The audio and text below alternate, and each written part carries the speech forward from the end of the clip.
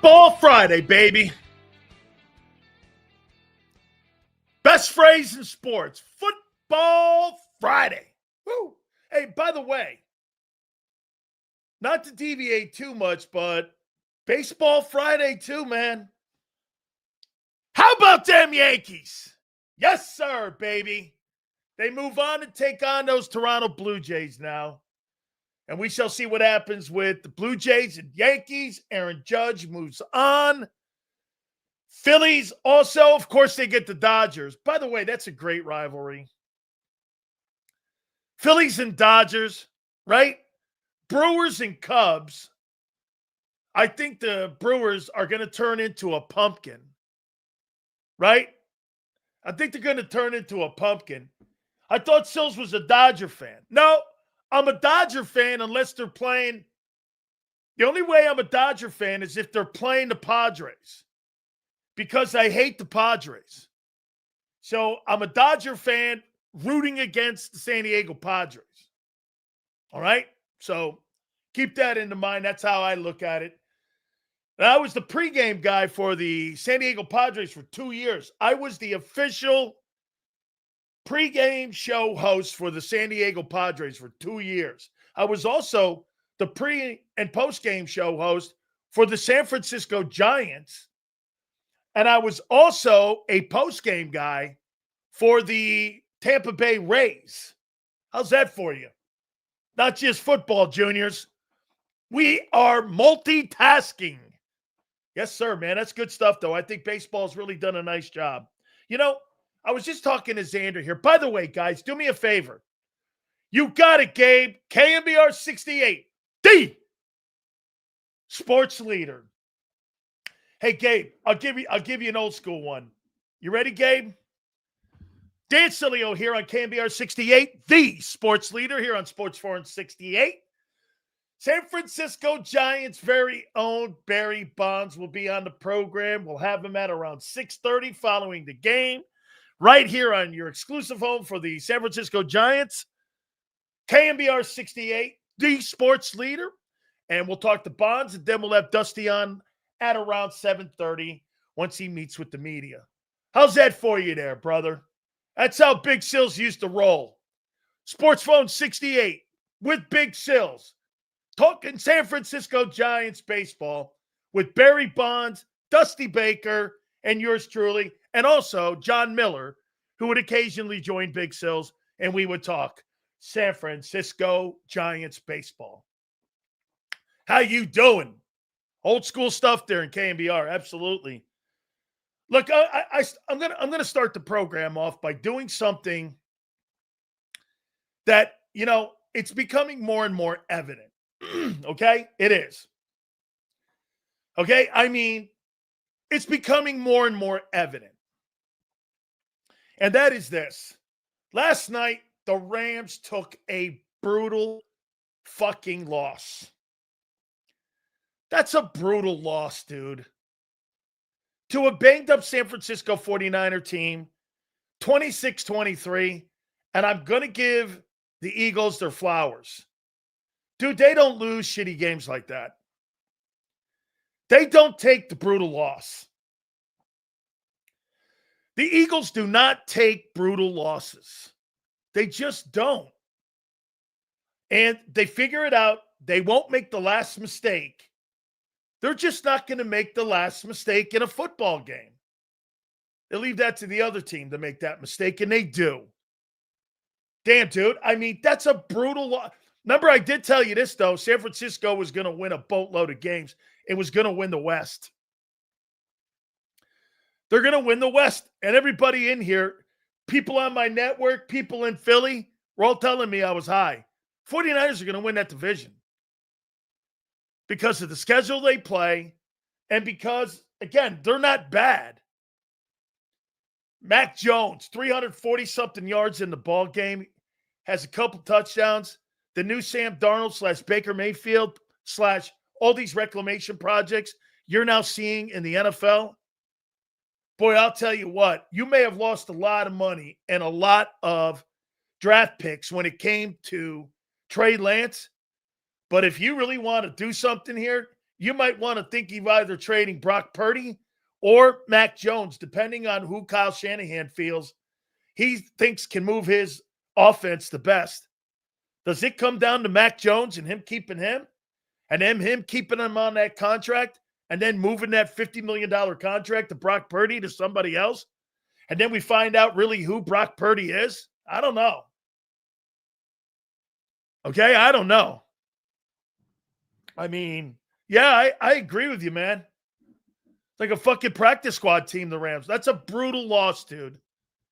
It is totally a brutal loss. I mean, hey, but that shows you the NFL, but it also shows you, in my opinion, that the Eagles have done something that other teams can't do. They can't avoid the shitty loss. I mean, the guy was great last night, Mac Jones. Hey, get this. So I guess Belichick fucking does know quarterbacks. Name me a quarterback Bill Belichick has drafted that hasn't gone on to be a starter somewhere. Name me one. Name me one. Name me one guy he's drafted that hasn't gone on to do shit. Shit, he even drafted Matt Castle.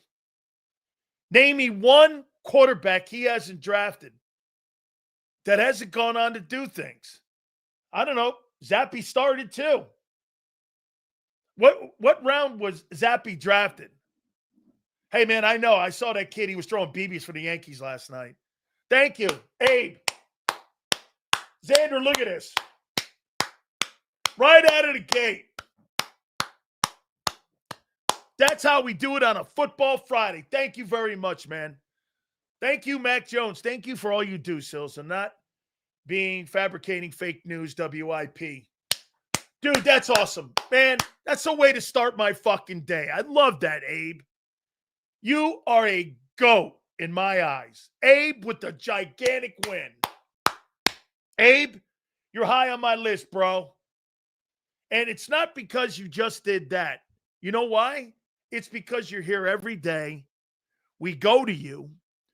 We value your takes. By the way, like Leon in here. See this? Like Leon? You guys that have content that's worth me saying, you guys are my content more than this and what I prep for. Hey, I know some of you guys just think I show up and talk. My topic page and all my little cliff notes that I prepare for your show. This is not just showing up and doing, hey, how you doing? Let's sit around here and be a meathead. I prepare for you guys every day. I owe that to you. Go Yankees. Fuck the Red Sox. You could say it, Lamar. I'm all right with that. That's really fantastic, man. Abe's kicking ass here. Absolutely. Get this? This show's trash. Thanks for being here. Guy walks into a restaurant, orders a meal, and says it sucks. How you doing? Thank you, I guess. What a win. What a merit badge. That's the kind of guy we love in this bitch. That's the kind of guy we love in here, man. That's the kind of guy we get in here. How you doing, baby? All right. Like I said, man, I got to start it out. And I got to start the program out by saying the Philadelphia Eagles do not take the shitty loss. They do not take the shitty loss. That's not who they are. Okay? I mean, oh my God, I wish I had a t-shirt. Welcome to the trash can. That's another great take. Welcome to the trash can. Hey, Dan Sileo here. National Football Show, Big Sills, welcome to the trash can. I want a fucking shirt made of that. Welcome to the trash can. How you doing? Get this, okay? No doubt about it. This game this weekend will tell us a little bit more about the Philadelphia Eagles, especially after a whacked out weekend and a whacked out week. We're going to get to it here in a minute, but You guys refuse to take the shitty loss. Other teams around the NFL and other coaches around the NFL, they have to just absolutely be kicking themselves because they can't avoid the shitty loss. And I told you, man, 49ers are going to win probably 12 games this year. They're going to win 12 games. All right. So let's get the Broncos and Eagles. At Lincoln Financial, give me some scores. I like starting the program out with that because I want to see a mindset of where you guys are. Okay, and what you think this weekend. I got mine. I'm going to give you my takeaways here in a minute, too. Okay, here's Kyle. 24-21 Eagles. Interesting. 25-18 Steven. 37-17 JoJo. All right. Bruce, 28-24. Wow.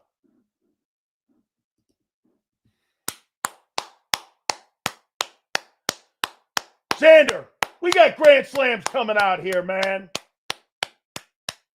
We got Grand Slams right behind Abe in the trash can. Look at this. Big Z, what's going on here? How you doing? That's what I'm talking about. 16-13. All right.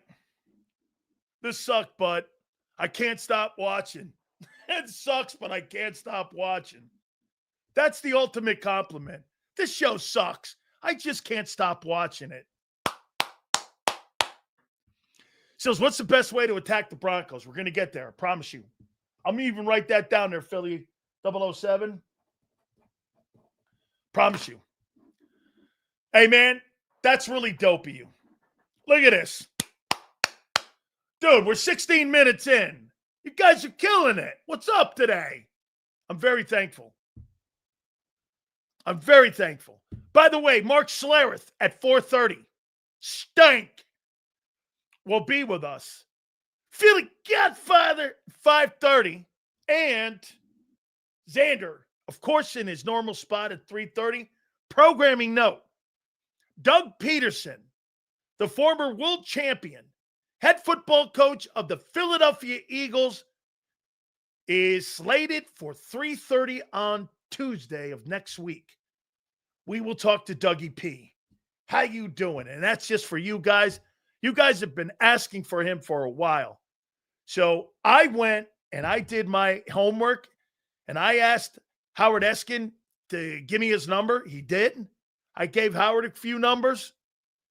Dougie P said, Sills, absolutely played against you. Know who you are. We've talked in the past. And I said, Doug, so happy to hear that. So Doug Peterson will be with us at 3:30 on Tuesday of next week. We will talk to him and ask him things that the Philadelphia media would never ask him. About Jalen Hurts, about the Birds. They'll be coming off of that game against the Broncos. So that's there for you. And we will do that on Tuesday. So be looking out for that. What up, Sills? Thank you, Hollywood. 49ers are banged up and took it to the Rams. Absolutely. That's a brutal loss for the Rams. CMC or Barkley? Right now,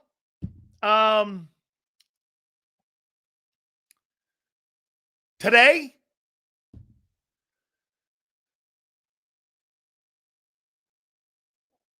Barkley doesn't get hurt. So I'm going to go Barkley. Okay? I'll go Barkley. Okay? I mean, I know I got what you're saying. CMC is off to a better start this year. Yes. Christian McCaffrey looks better. And you're right. He's a dual threat guy. He can catch the football. He's sensational. By the way, if you want to go down a lane here, okay, you want to go down a lane? McCaffrey's more of a Hall of Fame player than Saquon Barkley is. He's had a better career. I mean, Maybe. 34-13, okay? McCaffrey's a special player. First ballot? Probably not. But he's going to get consideration. Where has Barkley had, outside of the 1 year, where's Barkley had a better career than him? Name me where. Name me 1 year where he was better than him. Outside of last year, in his entire career. Name me 1 year. Barkley all day? Where? He's not had a better career than Christian McCaffrey. I mean, nothing. He has done nothing. How about that? Like I said, Christian McCaffrey has 2 years in a row where he went over 100 catches and 1,000 yards receiving on Carolina and 1,000 yards running and led the NFL in rushing.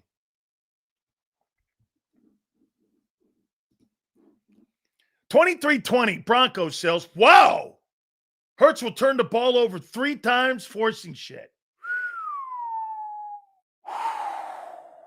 Wow. Wait a minute. Christian McCaffrey has had better lines where? In fucking Carolina? What are you, drunk? Dan, your voice is like someone turned the volume up on sarcasm. But I still listen because you make even the most boring day feel like a fight. Eagles, 27. Broncos, 20. You know why, Caesar? I remind you of your friends talking shit to you every day, don't I? How you doing? Right? Hell yeah, Hurts will turn the ball over 3 times. He's a fucking moron. What? Straight out of Compton? Is that what that is? Hey, Sills, where's McCaffrey's clutch play? Barkley has proven to be more clutch in the playoffs. No, he hasn't. 1 year. 28-14, Broncos. Go Birds. What do you think, Sills? I like it. But I'm going to give you my take here in a minute. Promise you. This is a glorified preseason game for the Eagles. Broncos are nobodies. Okay? Sills, did you see Sirianni's presser? I did, and I almost cut my tongue off. He is such a dork. What a shitty press conference guy he is. Yeah, he can't answer any question. Asked him. He's so afraid. Well, my impression of Nick Sirianni, every time the reporters ask him a question, he fucking is too afraid to answer it. To me, it sounds like, hey, so what do you think of the Broncos this week? He goes, well, what do I think of the Broncos? Well, you take the hamburger out of the package and you put it in a frying pan and you flip it 3 or 4 times. Don't overcook the hamburger. And you put the hamburger, you want to put a little seasoning on? Put a little seasoning on the hamburger. You flip the fucking hamburger. You go a couple times. Turn it down a little bit so it doesn't overcook. Nick, what about the Broncos? Hang on. And then you flip the burger. You get a little cheese. You put the bucket cheese on, and then you take it off the frying pan. Then you put it over in the corner over there. And then you let the cheese melt, not to a point where it looks ugly, but, Nick, what about the damn Broncos? Oh, yeah. Okay, next question. And, of course, all the knee pad reporters, they don't follow up on a shitty answer. You didn't answer the question, douchebag. That's all right. And again, I got to listen here, man. I'm getting a lot of heat from the Italian Defamation Society because I've gone after Bobo Patullo and I've gone after Nick Sirianni on Italian crime. Come on, Big Sills. You're a big member of the National Italian Federation of People in America here. The National Foundation of Italian Paisans and WAPs. I don't know why I'm doing this. And you're right. I'm getting a lot from the Italian Defamation Society. People showed up to Sesame Street to see Oscar. Remember that. And hit the button. Okay, that's fair enough, too. That's pretty funny. People watched Lawrence Welk, too, right? Is that what you're telling me? I'm Lawrence Welk? Exactly, Dan. You're a brutally honest bar buddy. Roast us nonstop. Buy the next round and still call the Eagles by 7 over Denver. That's fucking hilarious, man. Nice job, Caesar. You guys are killing it today. Holy cow. Thank you very much. Hey, I might be able to buy a Corvette now. Hey, wait a minute. Wait. Yeah.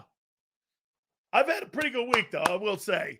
Call me spoiled, but winning so goddamn much, it's either going to be a blowout or close one with these crazy teams. Absolutely, man.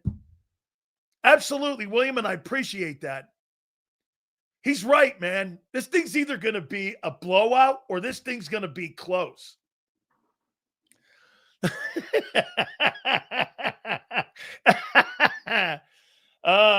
Okay, here we go.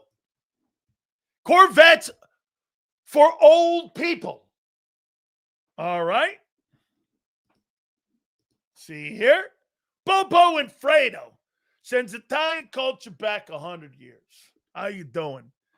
You know, I got to be careful because of my Italian folks here. All right, let me give you my takeaway. Guys, hit the like button.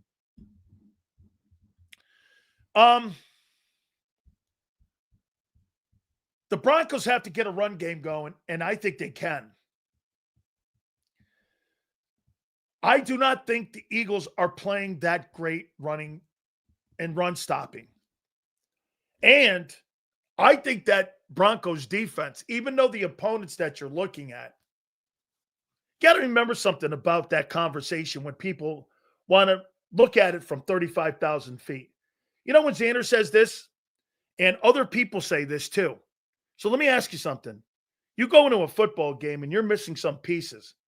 Doesn't the level of talent on your roster go down to the level of the opponent you're playing? Your level of competition and play does not stay here when you have lesser players. Isn't that correct? Take a look at the Eagle defense. The numbers right now are not near where they were a year ago.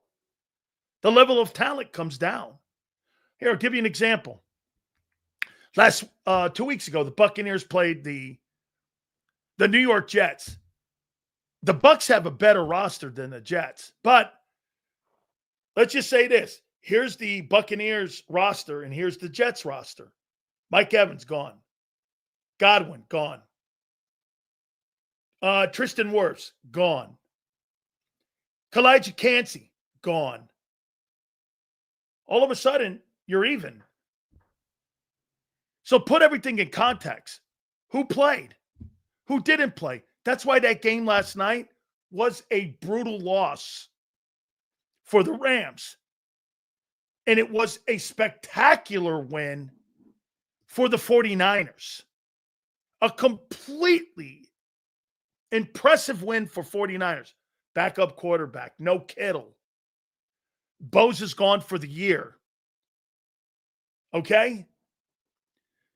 It is the Eagles' best interest to avoid playing Detroit or San Francisco away in the playoffs. San Francisco is getting Hendricks. Lynch will always improve the team. Yes. Okay? Yes. So remember, okay? Remember this here. You dumbass Eagle fans are going to get a rude awakening when the ship crashes. Well, that's wishful thinking. Since I've been covering the team, hey, how about this, James? I'm going to say this to you, James, and you're good, and I appreciate you here. You know that.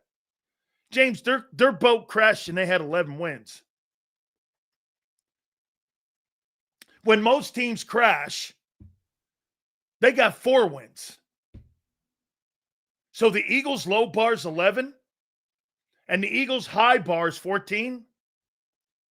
Over the last 4 years, the Eagles have been no less than 11-win team and as high as a 14-win team twice. I don't know, dude. I don't see any 9-win games in there, 9-win teams or 10-win teams in there. I mean, you can say whatever you want, man. And the quarterback's this and the quarterback's that. But their low bar's 11. Their high bar's 14 wins twice in 4 years. Even I can't, dude, you could be as critical as you want of anybody. And you could make a show of being critical of anybody. But you do have to put some context there going, well, wait a minute, they've won 14 games twice in 4 years.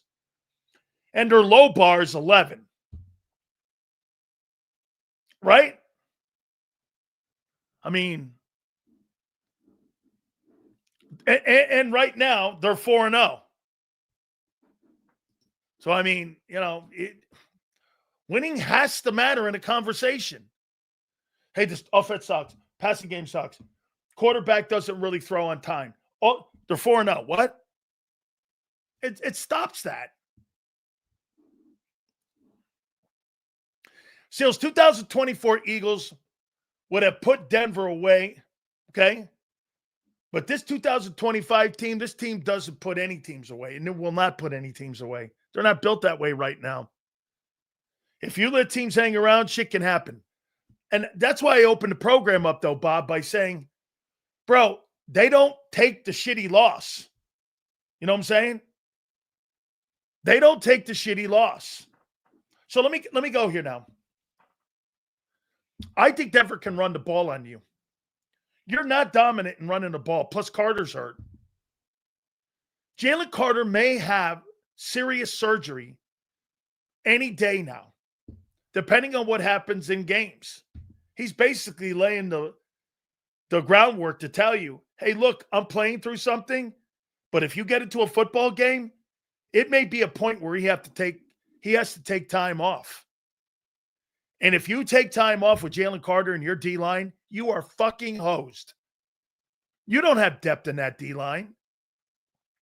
Not to the level of that guy. After last night, San Francisco might be a Super Bowl contender if they're a little more healthier. Yeah, I'm not – get this. They won last night. I'm not sold on them. But let's see how they play it out, okay? Huff looked great last night. He did. I mean, he's got 2.5 sacks right now, and he looked dominant last night. But again, he's being used differently than Vic would. Vic's edge rushers and Robert Saleh's edge rushers are completely different. All right, so I think you're struggling in the run game because why? You're struggling in the run game because Carter said it too. I'm not healthy. And he's just not healthy. And he's dated, in my opinion, he's week to week. And I think that's hurting your run defense. And your edges aren't very good. I heard John say this. Well, I'll give up 5.5 yards a game of play on the run. Boy, I won't. Not with a limited offense like Denver. Sean Payton, people keep going like this. It's Bo Nix versus Vic. Actually, it's Sean Payton versus Vic. Sean Payton versus Vic, I'm okay with that matchup. Vic's not done anything better in his career than what Sean Payton's done. As a matter of fact, he's been a better head coach. He's won a Super Bowl as a play-calling head coach, something Vic could never do. And he's resurrected a guy in Drew Brees. He's also been able to take this Bo Nix guy. There's nothing Vic Fangio has done on his resume that's anything more than Sean Payton. Where? What? Name me one thing. What's he done? Now, again, it's the quarterback pulling the trigger. So he got Bo Nix into the playoffs as a rookie a year ago. He may not have great numbers, but he's going to go along with what Sean Payton's going to tell him to do.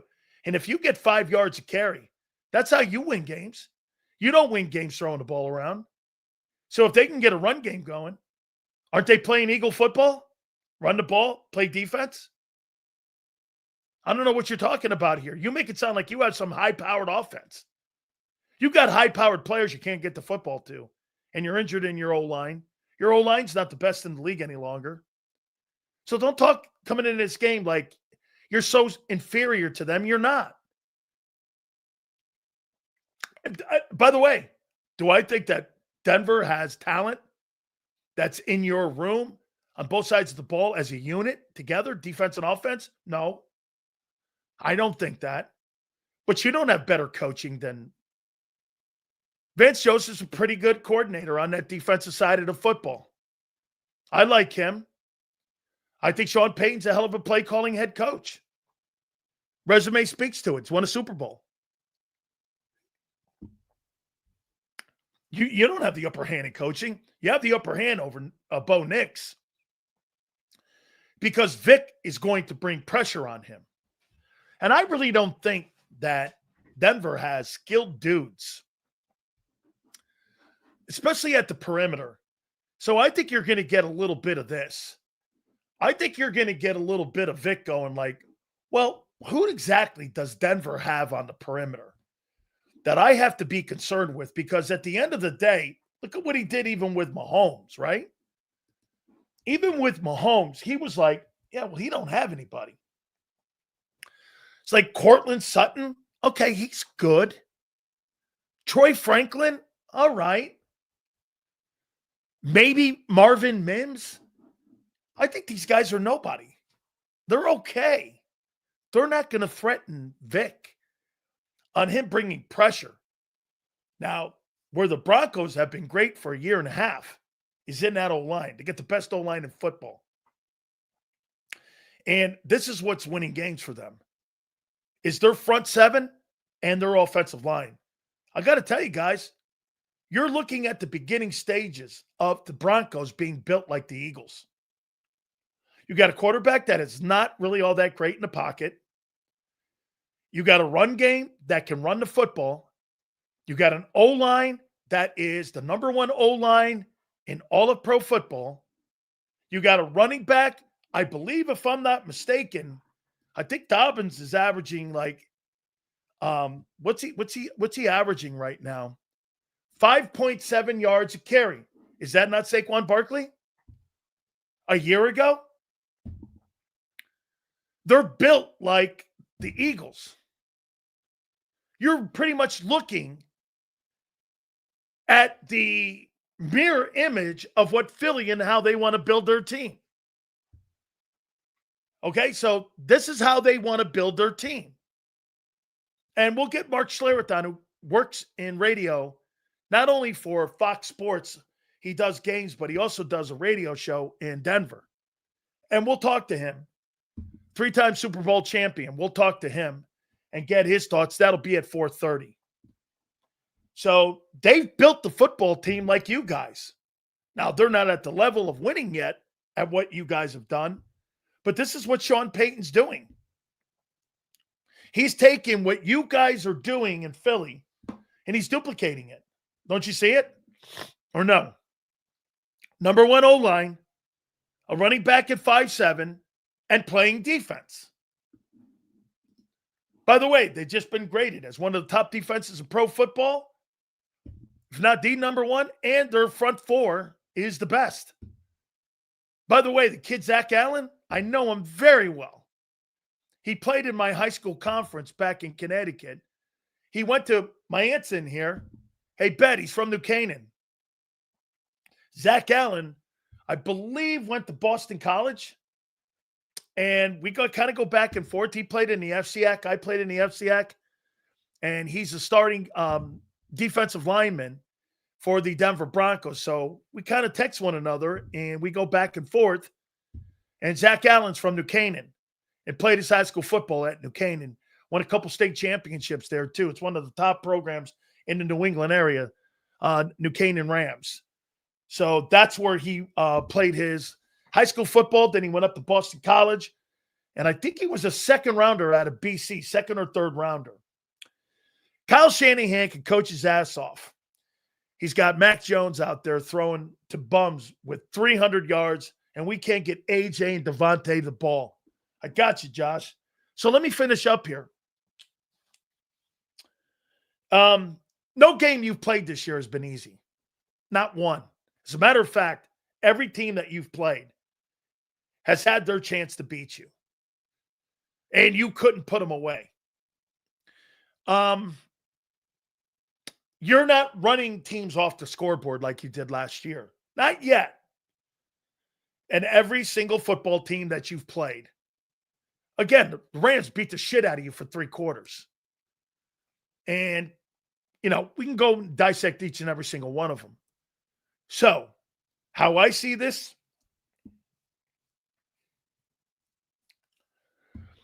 I think this game's going to be close for 3 quarters.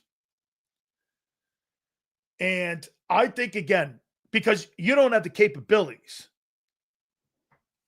Okay? Get this. See this here? You don't have any ability to do any of that. That's wishful thinking and praying for shit to happen. You see this here? None of that is true. You haven't shown that one bit where you're good in offense. You're the worst offense in pro football right now. For the amount of talent that I give the Titans an excuse. That's a sorry-ass roster. What's your excuse? Get this. I get the Titans.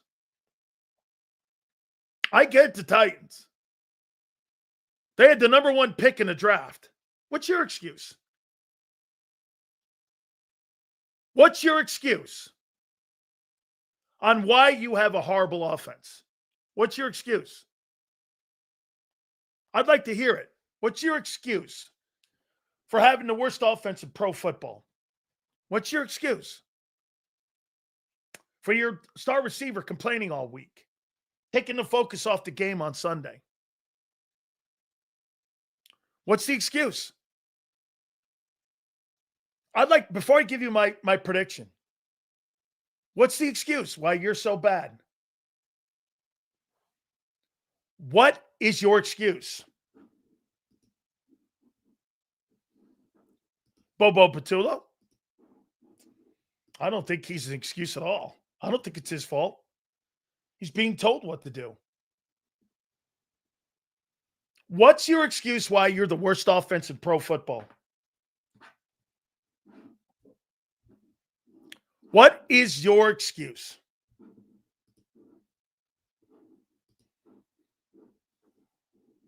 Okay. I'm all right with that. Okay. Inconsistency? Bobo? Okay.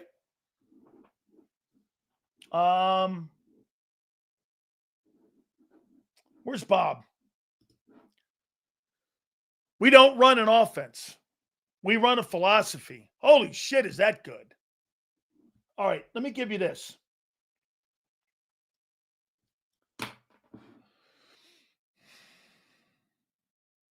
I will agree to this. There is no way in the world that you can just dismiss how you win ball games. You don't turn the ball over. You don't make critical mistakes. And you do not lose shitty games. I don't think the Broncos are a shitty team. I think they're a team in infancy of kind of where you were in 2021. This reminds me of the 2021 Eagles, this Bronco team. Not quite there yet. 9-10 wins. They're adding good pieces to their team. And they're like, they're good. But they're not great. You know what I mean?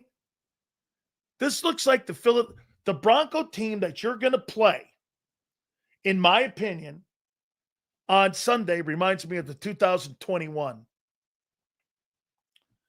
Philadelphia Eagles, where they were putting their pieces together and they were putting on how they were going to win offensively. Okay? This defense is better. So maybe, I don't know how good the defense is because of the opponents that they've played. Okay? So,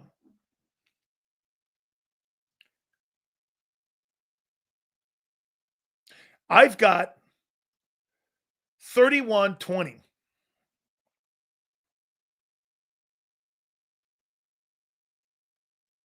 Eagles. I think it's close for a long time.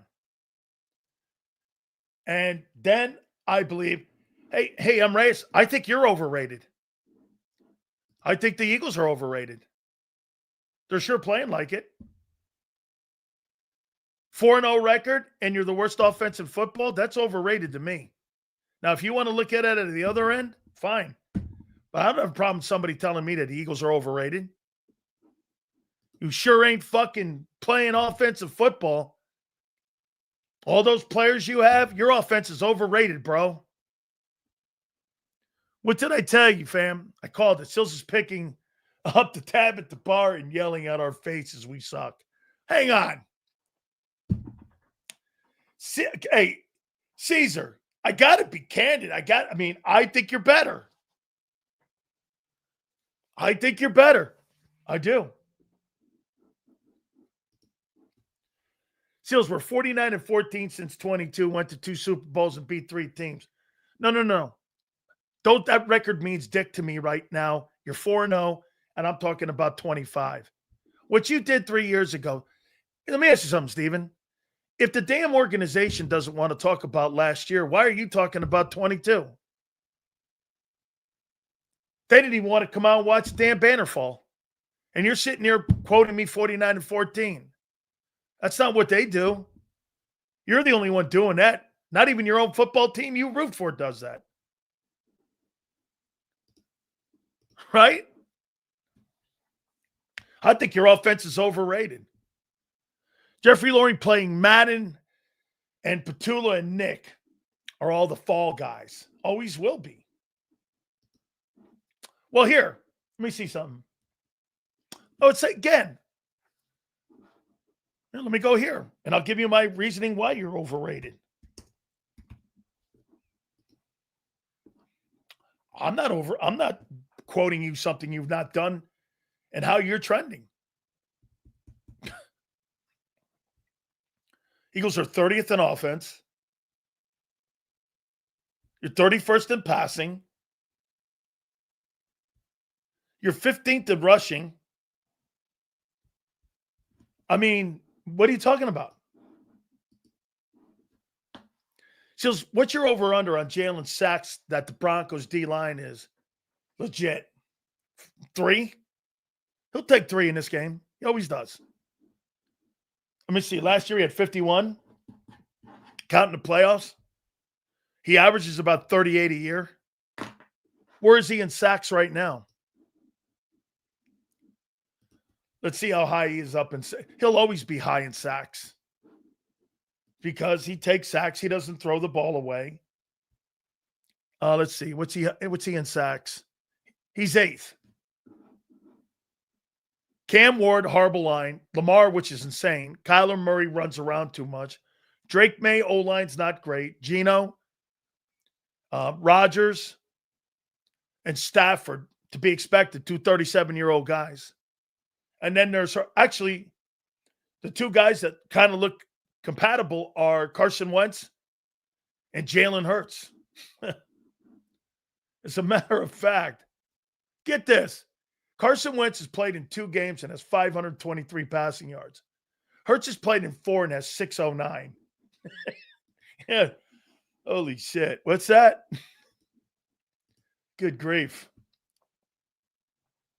Damn. So I got 31-20. I got to get to Nick. By the way, Mark Schlereth will join us at 4:30. Xander's going to join us at 3:30. So you're saying we have a change. So you're saying we have a chance. I'm assuming you mean chance.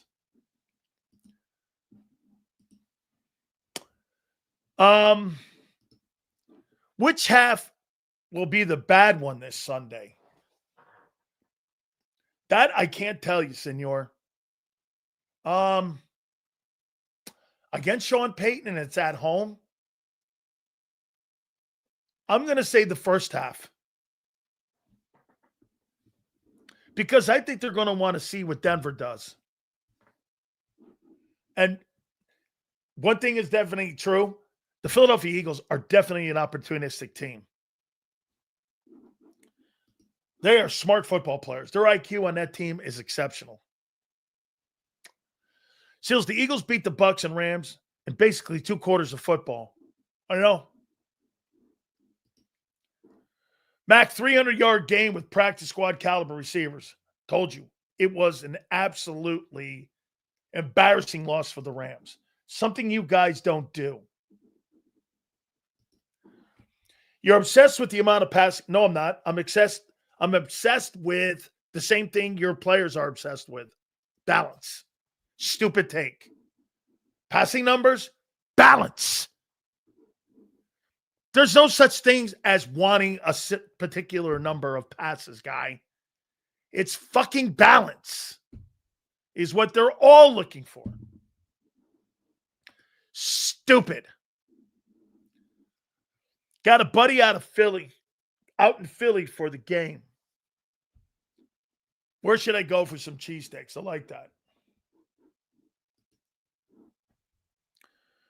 What's the over-under that we get AJ tweet after the game? Xander thinks he's going for 150.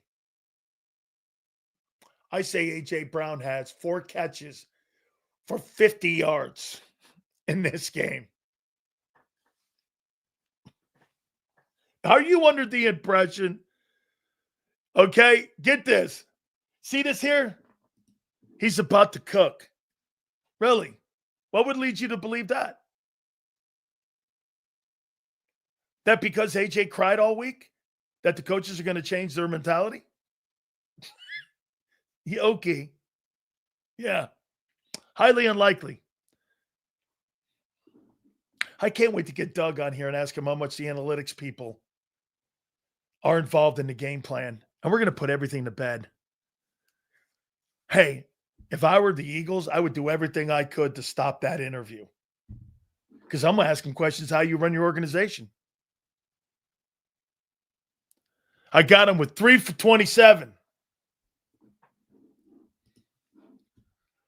Seals, really think Hurts sucks inevitably? No. Dude, Jalen Hurts is in my conversation for the most valuable player this year. Absolutely. Jalen is winning ball games. He's going to win ball games this year with 140 yards passing, 65 yards rushing, and 2 TDs to 3 TDs a game. That's what he is. That's all he needs to win. If I was a defensive coordinator and I played against Jalen Hurts and he beat me, get this. So he said I'm lying. Well, let's take a look at what he's done then. Where's Jalen Hurts? He says I'm lying. Okay. Let's see. If I'm lying. So, let's see what he's done in trending in 4 games. So, RC3 says I'm lying. 609 divided by 4 equals 152. I was off by 5 yards. 152 yards a game is what he's throwing the football for. Let's go over here in rushing and see what Jalen Hurts is averaging and rushing. And then we'll see if RC3 calls me a fucking liar again in every single thing that he's done this year so far. I said 145. He's averaging 152. Let's see in the run game what he's doing and how many yards he's averaging in the run game so far. There we go. So far, Jalen Hurts has 179 yards rushing. Oh, I'm a little under that one. He's got 45 yards rushing. I said 145 yards passing and 65 yards rushing. That came out to 210. What he's at reaction is 197. I was off 20 yards. That's exactly what he's fucking doing. So RC3 doesn't know what he's talking about. 2 outcomes for Sunday. Either KP gets aggressive and it works big, or he's aggressive and they lose on INTs. The latter O will be boring as fuck rest of the year. That's right. I guess AJ doesn't like reading books. Did I miss this one here? I got it. Okay. So once again, RG3 is fucking lost. And I told you exactly what he's been doing. He's not going to deviate off of any of that. As a matter of fact, if you look at it, he's on pace to beat teams with 2,500 yards passing. I can't remember the last guy threw for under 2,700 yards in the NFL. Crazy. For 17 weeks. Whew. In this spot, all the noise makes work week more serious. Okay? Denver never plays us. Not used to game plan. Short week. Long travel. Denver gets BTA. Built to ass. Okay? Have you beaten anybody built to ass? But this week it's built to ass. All right. I can't say no yet. I don't know. Seals, the Eagles put themselves in a position to capitalize on opponents' mistakes. In a league built for parity, games come down to one or two drives. Create one or two turnovers and you win. That's the game plan. Absolutely true. Yes, sir. And that's why he doesn't have a job. Correct.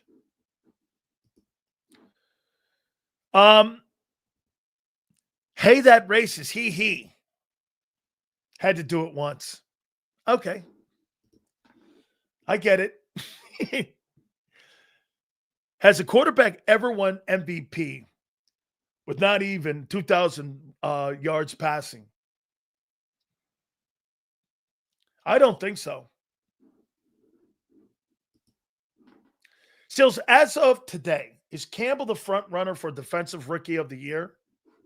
I'll tell you, I got a ballot. And I'll tell you right now the favorites to win the NFL Rookie of the Year. Defensive Rookie of the Year. I got a ballot for that. NFL Defensive. I think you can ask that question now. First month of the season. NFL Defensive Rookie. I got to type this into the NFL alumni. NFL Defensive Rookie of the Year.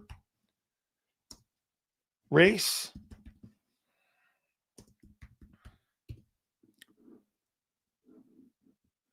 Abdul Carter. The kid Watts, safety for the Falcons. Cheswinger, linebacker for the Browns. Jahad Campbell. Mikael Williams, edge rusher, 49ers. Jalen Walker. Falcons. Those are your candidates for the NFL Rookie of the Year defensively. So, let's see here. Double check here. Let me see what the votes are. Let's see who's trending. Abdul Carter's number one right now. Emeka Egbuka from the Buccaneers is number one. Actually, the odds have shifted. Jahad Campbell's 2. Carter's 1. Abdul Carter. Cheswinger is 3. Williams from the Falcons is 4. Mike Green from the Ravens is 5. That kid, Shamar Stewart, the kid from the Bengals, is on this list. Jalen Walker, Malachi Starks. Those are your guys. So right now, 4 games in, he's in the conversation. Good. So, and I think it's going to come down to who and if they win and how much they win during the regular season. Abdul Carter is the dude, though, man. He looks absolutely great. Sills, don't watch games. He don't know who's playing good. Sills, is Jaden Daniels still the best quarterback in the NFC East? Most talented? Who else would it be? Dak? there's only one other quarterback that's really playing great quarterback right now in the NFC East, and that's Dak. Jaden's been hurt for 2 weeks. Hurts has the worst passing offense in pro football. How's he playing great? For me, he has a different metric, just like Jason Cole said yesterday. Dan, speculating season statistics based after 4 games is whacked? No, it's not. That's how game plans are built. No, it's not. That's how NFL game plans are built. How do you think they went and how would you game? Well, let me ask you this, Ray. How the fuck would you game plan the Broncos? Based on what? Ray, how would you build a game plan? Okay, it's super whack. Okay. How would you build a game plan preparing for the Broncos? Let me hear how you guys, and I'll tell you how one's built. How's a game plan for the Broncos built? Help me out here. Seals, can you ask why the Bucs passed on Campbell? Was it because of the injury history of Mbuka? Was a better prospect? I didn't really like the pick of Mbuka, but now I do. Tendencies. Whoa. There's a smart man. Okay? Let Vic do it. He knows them best. That's fucking whacked. He's been out of there for 3-4 years. 4 games shows you tendencies. Correct. And what else, Bob, would you add to that component? Common opponents. That's how you build a game plan. Last 4 games tells you the tendencies of what teams want to do. You guys couldn't come up with a game plan to save your fucking life. He knows Sean Payton. Get this. Let me show you how dumb this take is. Knowing Sean Payton has nothing to do with tendencies of a quarterback skill set on how you're going to. He's telling you that he built the same game plan that he built for Drew Brees for Bo Nix. Are you a fucking idiot? That's like saying that they build the same game plan for Joe Burrow and give it to Jalen Hurts. What a stupid take. You don't even know how teams build game plans. So when you say that's whacked, you're fucking nuts. You have no idea how a game plan's built. Making shit up? Okay. You tell me how you make a game plan, dummy. Sills, if Kevin Patullo doesn't work out, do you think Mike McCarthy would be a better fit? You're not making a change right now like that. Nick was a receiver. We have a decent wide receiver, coach. Why so little wide receiver production? Quarterback. Help me out here. How do you build a game plan for Denver? How do you build a game plan for Denver? This is like 101 idiot stuff. All right. I'm going to hook you up. They're going to go last 4 games, tendencies. Bed rotate. I do too, Hollywood. Here. Last 4 games, tendencies. What do they like to do? Plus 20, plus 30, minus 20. They're going to put about 300 plays together so far of what. Wait a minute. Here, I'll give you how many plays that they've run. And we'll go here. And we'll do this from the beginning. And we'll help you out here.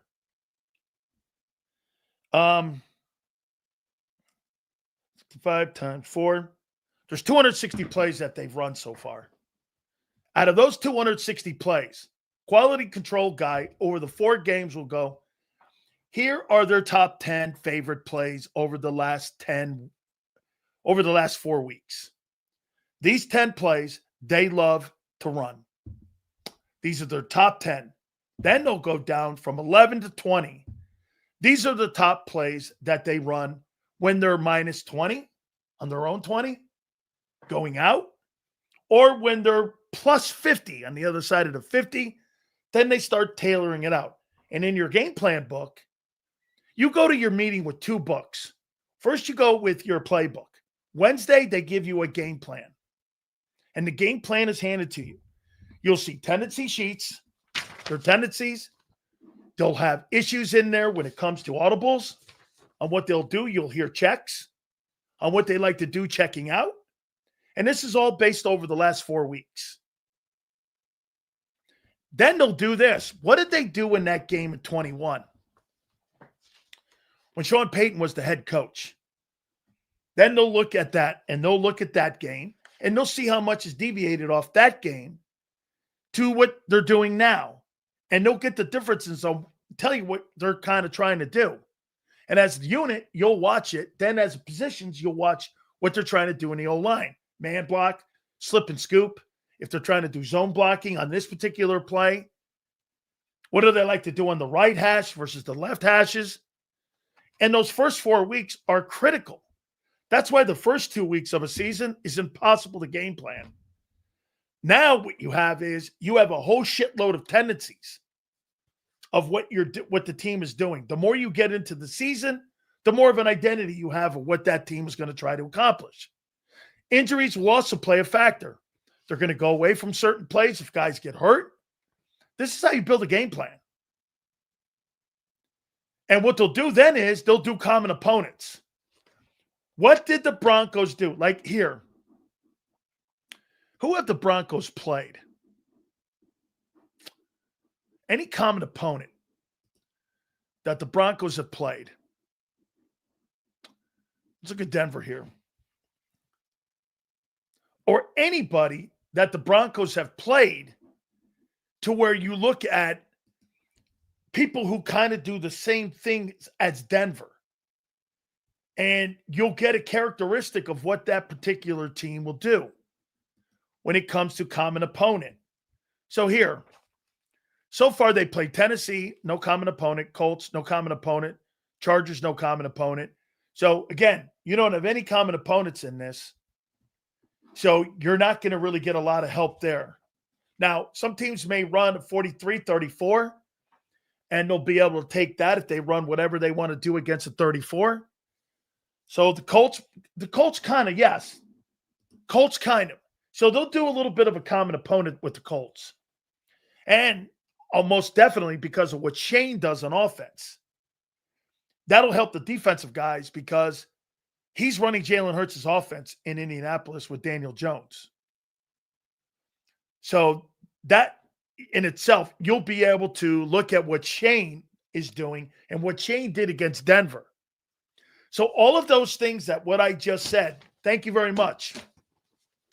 You'll get the Colts common opponent and the first 4 weeks. Folks, that's how you build a game plan. There's no other way. There's no other way of how you build a game plan. So when people go the first 4 weeks are critical in finding out what a team's trying to do and their favorite stuff. How are you knowing what your opponent's doing if you don't look at the first 4 weeks and get their tendencies? What'd you think? Because he knows them and he's been coaching against them for 20 years? That's Sean Payton? The personnel changes every year. Different quarterbacks, different coordinators. I've never heard such a thing. What he did in 21 will have no bearing because the quarterbacks are different. I mean, they're a better team today than they were in 21. Wasn't Russell Wilson on the team then? I don't know. It's a completely different football team from Denver in 21. Now, you got characteristics on what he wants to do. He wants to try to spread you out. Sean Payton is a big West Coast style guy. He wants to spread you out immediately, and he wants to play in space. Sills, 4 games also shows you repeated weaknesses, allowing you to focus your attack. That's correct, because they'll try to mask that with different coverages, and they'll try to mask that with different routes. And absolutely. Guys, do me a favor. Please hit the like button. Thank you. Yeah, so when you hear people talking that why would you take the first 4 games to build a game plan? Never listen to them ever again. They have no idea what they're talking about. That's the only thing you have to build your game plan against Denver on Sunday. What are you going to build your game plan on? Something Sean Payton did with the Saints? How whacked is that? You want to know what whacked is? That's whacked. Hey, I'm just going to go off of what the guy did with Drew Brees. Drew Brees has been retired for 5 years. Seals, one thing that's natural to be done is going back to the basics. Is that as comparable to tendencies? Yeah, well, the one thing that the Eagles have done, the Eagles have simplified their attack. You know, I used the word the other day, dummied it down. That's not they simplified it because the quarterback is not a complex. He's not a complex quarterback, and it's not a complex quarterback system. He's not a very complex dude. Says we changed tendencies 2 halves this year. Other than that, we are predictable in our tendencies. How about this, Eric? I don't really think it was that. I think you were playing from behind. And I think you tried shutting it down in the second half versus the Bucs. And when your run game couldn't keep it going, that's when your 3 and outs came. Seals, do you think the plan was the play conservative versus the top playoff teams that they faced a year ago?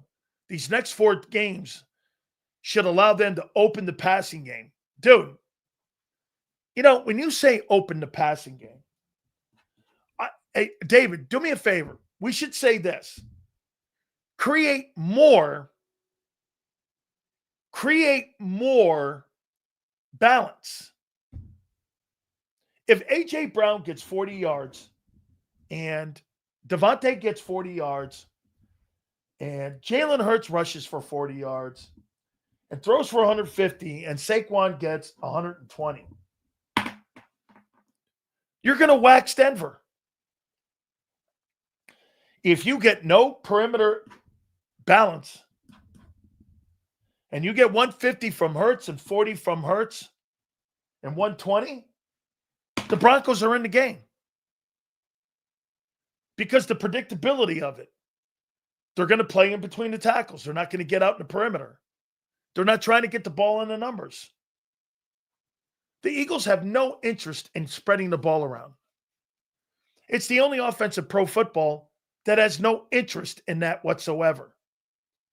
They have no interest in spreading it around. You know, I think the most difficult conversation that people have about your offense and why everybody's concerned in Philadelphia about it, including the players, you hate having this conversation. I tried having this conversation yesterday.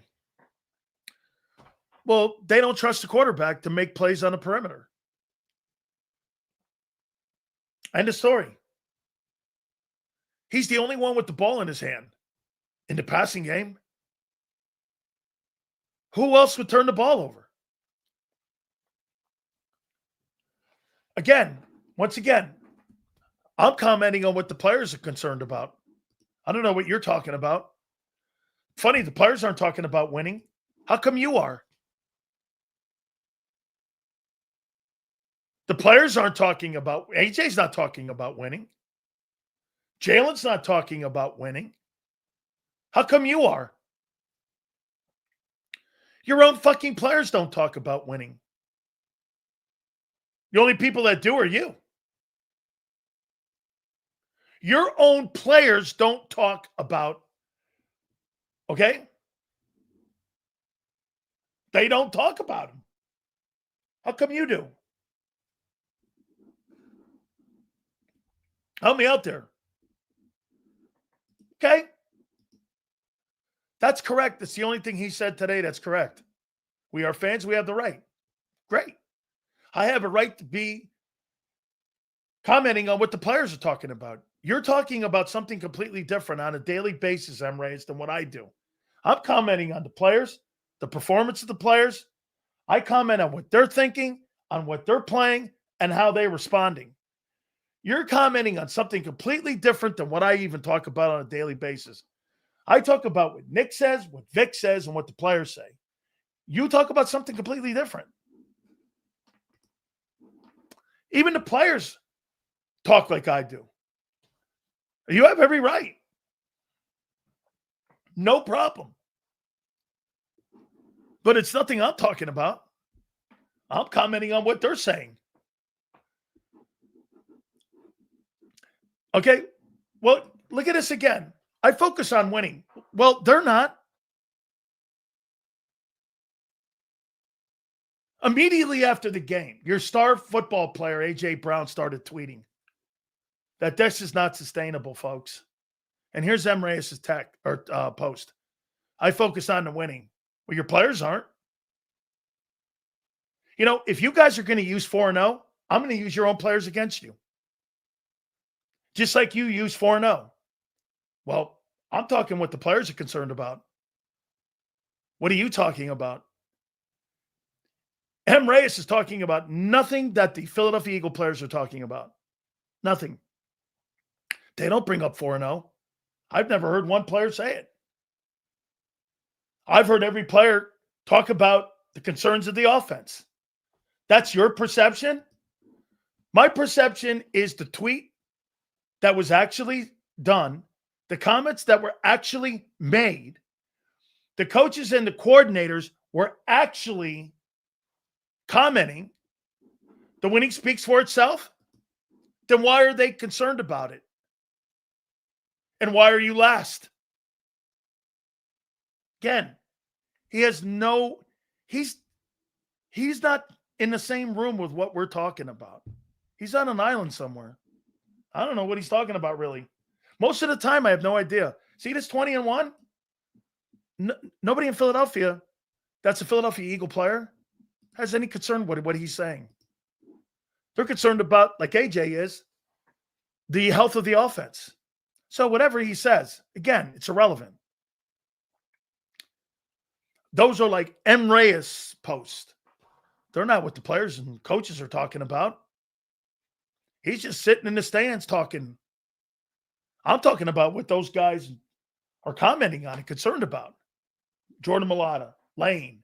Lane didn't even want to talk after the game. AJ posting. Hurts making comments. Got to get better. So if you want to talk about all the records and such, have at it. No problem. Okay? No problem.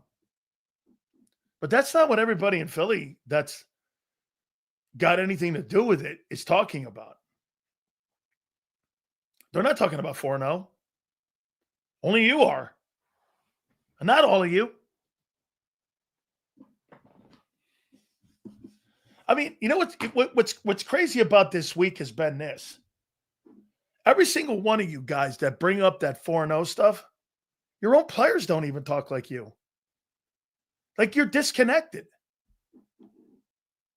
Like you're not even connected with what they're doing or what they're saying. You're not even looking at it. Again, you see this here? Like I said, this is completely irrelevant. You know why? I'm following what they're doing. I'm commenting on what they're saying. I'm commenting on your drama you created this week. You're 4-0 and you're counting wins. They're sure not. Am I right? By the way, it's not an opinion.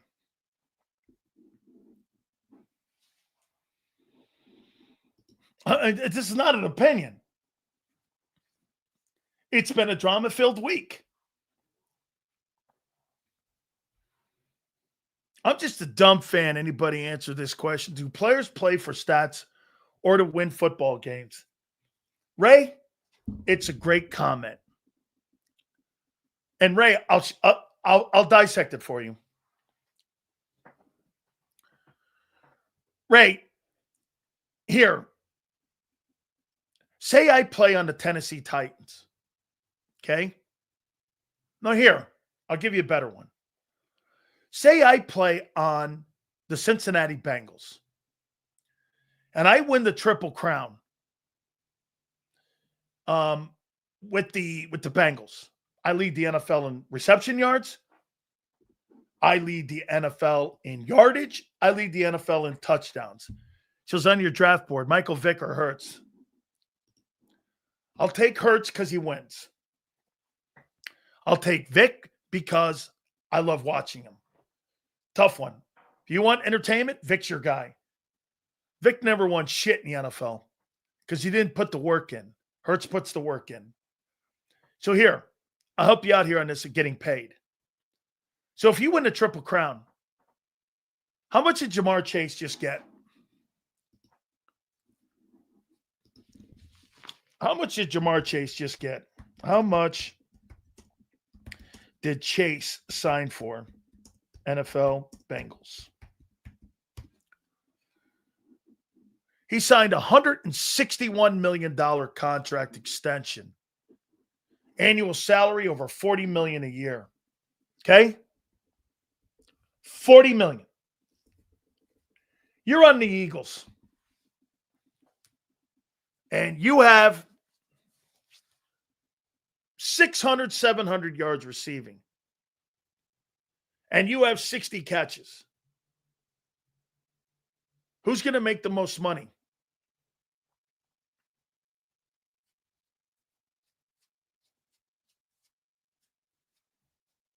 Follow me again.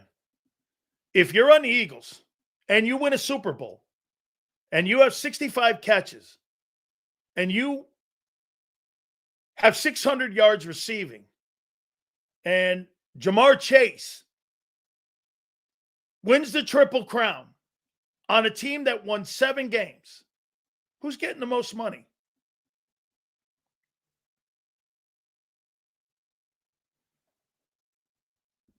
Who's going to be the highest payer?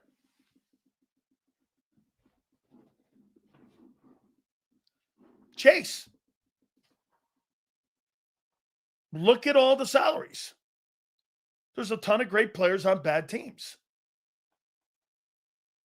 So do players play for, hey, by the way, why do you think AJ's complaining about money? His next contract? He ain't making $35 million on his next contract, the 61st in receptions. That ain't happening. And you already got people like Howard Eskin saying he's lost a step. I don't think he's lost a step. How could you make a comment that he's lost a step when they don't really fucking target him? You don't get paid on Super Bowls or playoffs. You get paid on production. Quarterbacks, edge rushers. Look at the highest paid edge rushers. They're not Super Bowl contending teams. So do players only control what they can control? That's all they can control is their sandbox. So, hey, in winning, they have no control over winning. How's the defense? How's the offensive line? How's the quarterback? How's the coaching? They have no say of that. Nobody in the NFL gets paid on Super Bowls. Nobody. As a matter of fact, the salaries, once you make it to the postseason, are league distributed. The teams don't even pay you. Did you know that?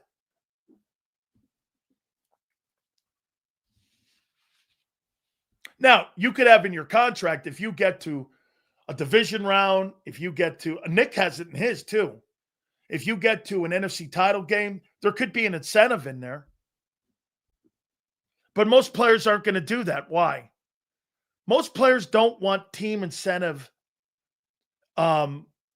incentives in there. I'm relying on too many other factors. They want to have the most you want to do is you want to be number one in rushing. You'll get an incentive if you play in the O-line. Because getting to a Super Bowl, how many teams are really going to get to a Super Bowl? Like if I was on the Bengals, why in the world would I want a Super Bowl incentive in my contract? I'm never going to get there. It's wasted ink. Or if I'm on the Titans, why the fuck would I want an incentive based on the playoffs when they're 4 years away from it? There is a Pro Bowl incentive. If you make a Pro Bowl, I had one in my deal. Okay? It's not the point. It was what the market paid.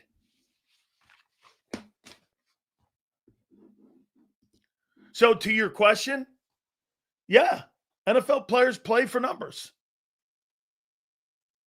Of course they play for numbers. That's how you're paid. How the hell do you think all these other quarterbacks are getting paid? Why? Because of what? They think they're going to... I mean, come on, man. Seals, weird question. Do you think Jalen Hurts is so focused on winning now, it hurts his ability to grow as a passer? No, I think the Eagles have quit developing him, just like they quit developing Wentz. Once Frank left, if they really thought that Doug was a problem or that Press Taylor was a problem, they should have fucking got him a different coordinator. Instead, that's the fight that Doug had and lost. That's the fight that Doug had, and he lost that battle.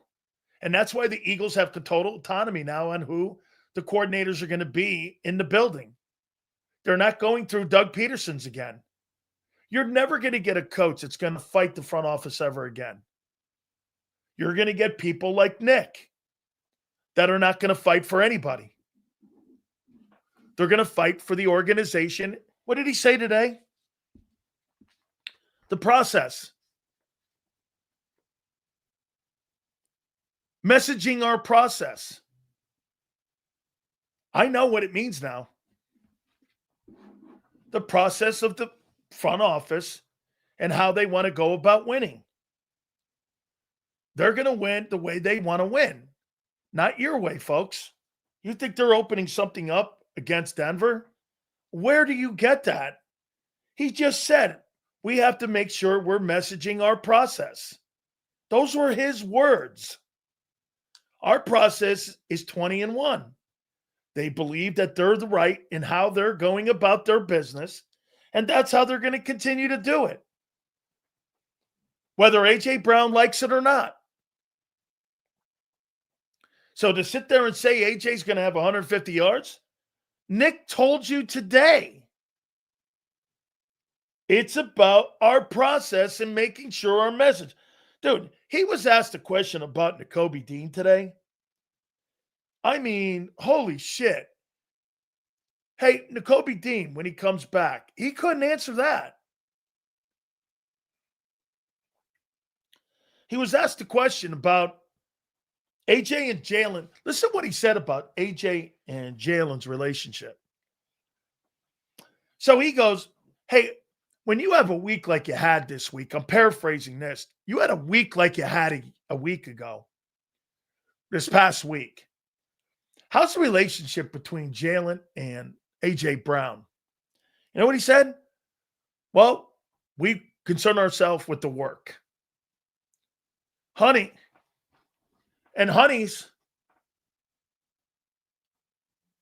he said something that I now know Jalen Hurts is a company guy. He echoed Jalen Hurts' comment. We focus on the work. Nick said the same thing. We focus on the work that we have this week. Jalen is more in line with the company. He's not in line with his teammates. Nick echoed his comments. Go listen to it. Go listen to it. When I heard that, I was like, gee, how about Nick Sirianni echoing Jalen Hurts' comments about Jalen was asked a question this week. Hey, do you have extra conversation with A.J. Brown about his concerns with the offense? And you know what he said? I concern myself with the work. Today, Nick Sirianni says, I concern myself with the work that we put in, and those guys are professional, and those guys are working on winning, and we are there about our process. Same thing I heard the quarterback say, not AJ say. By the way, the interview is there for everybody to go listen to on the Philadelphia Eagles and listen to the coach's comments today. He echoed everything the quarterback said. They're not changing shit. Why, for AJ? Not a chance. Coach and the quarterback said it this week. They're on Team Jalen, not Team AJ. I heard it.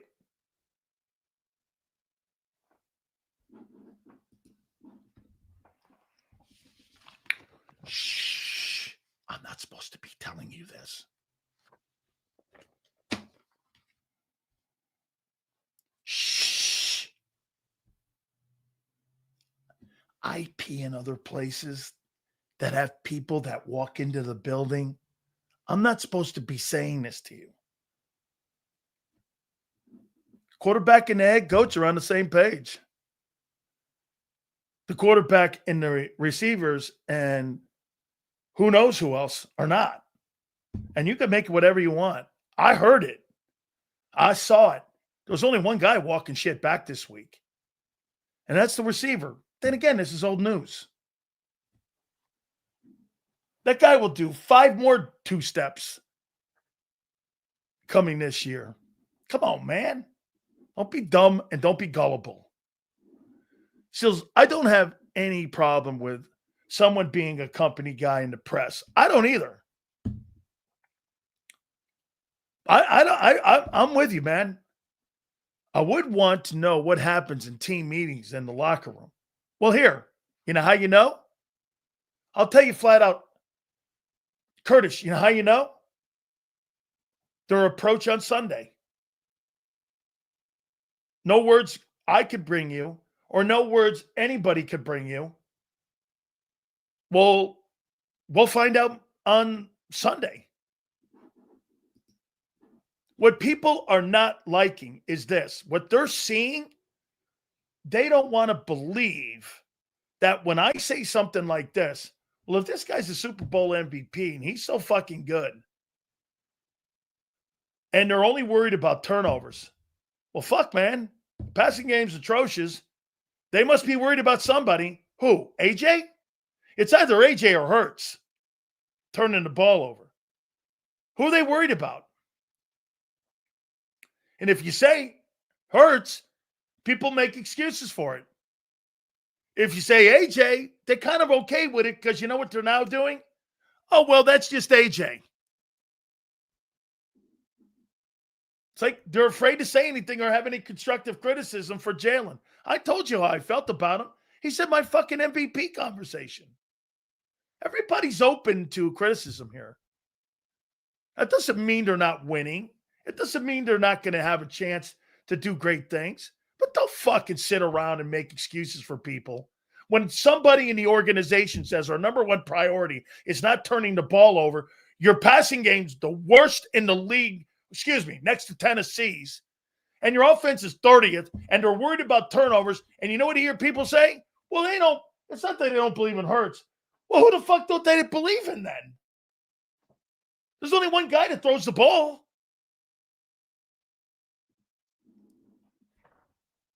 They don't want to have that conversation in there.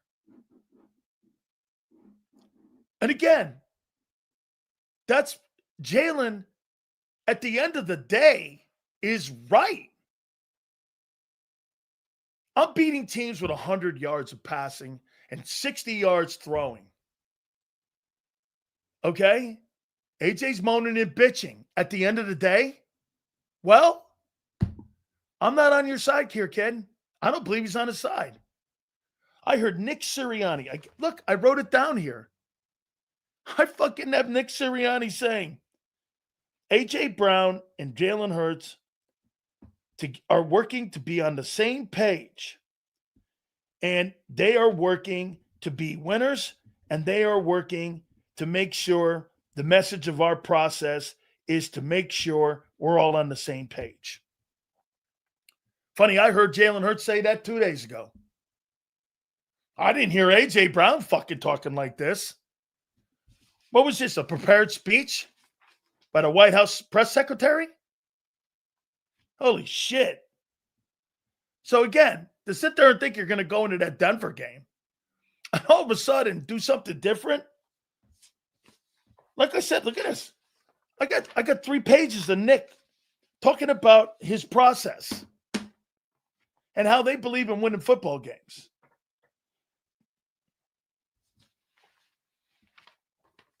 I mean, he was asked a question about social media. Did you hear that thing? He goes, how do you handle the modern day player when they go to social media? It's just a modern day player. It was a good question. I think it was that Selke guy. I actually think he's pretty good. And he asked him about it. You know what Nick said? Well, here, I'm going to tell you exactly what he said.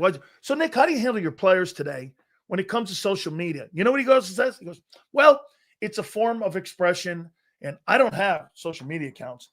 And it's just a way of talking, and it's a way for people to have communication, and it's a way for, them to express themselves, and it's a way to go into conversations and understanding who the player might be and understand. I'm going, Nick, how do you handle your fucking player on social media? I know it's another expression of communicating. Holy shit, dude. I mean, you know what you do? You lose 17 decimals of fucking knowledge of anything you do when you listen to Nick talking. You get dumber. How do you think of social media? What you see, it's an expression. I would have looked around the room and went, they'd have threw my ass out of there. Shit, they'd have let me in the damn driveway. Sileo's here. Fuck that. They'd have given me a key fob to the toilet. That's what they would have did. All right. It is Football Friday. By the way, stink at 4:30. Oh, by the way, folks, if I were you, I'd buckle up and get prepared for next Tuesday because I'm going to ask Dougie P some questions that you ain't ever asked before. How you run that bitch, how you put the analytics together. Woo! Who made the call? Hey, was it Press Taylor that got you fired? Oh, yeah. Oh, you think I'm not asking that? This is what we do here, juniors. We do their job for them. Without further ado, one of my favorite fucking people on the planet, Big J. Xander Krause joins us right now. How you doing, Big? What's up, Big Sills? You only say that on Fridays. Yeah. He only says that on Fridays, man. That's the only time I hear that. Come on, man. That's not true. Man, don't embarrass me like that. Last time you embarrassed me like that, I was over that stupid apology of yours. I hated it. Don't ever do that again either. Hey, what about it, man? What do you think this weekend, bro? Broncos and Eagles. What do you got going on here? I think the Eagles are just a better team. I mean, I think it's a good matchup, though. I think got the number one O-line right now in football. Now, I do think, Sills, I'll say this, too, about the Broncos real quick before I go into my thoughts on the game. I think this is a prime candidate for what you talked about with Liars Month. Now, I know they had a good defense last year, so I'm not saying they're going to, fall off the face of the earth, but they have 2 wins right now versus really 2 shoddy opponents in the Titans and the Joe Burrow-less Bengals. They lost to the Colts and the Chargers. They have some good players. I don't necessarily know if they're ready to take the type of leap that people are thinking yet. So I think they're a good, solid team. They're good. Those edge rushers are nasty good.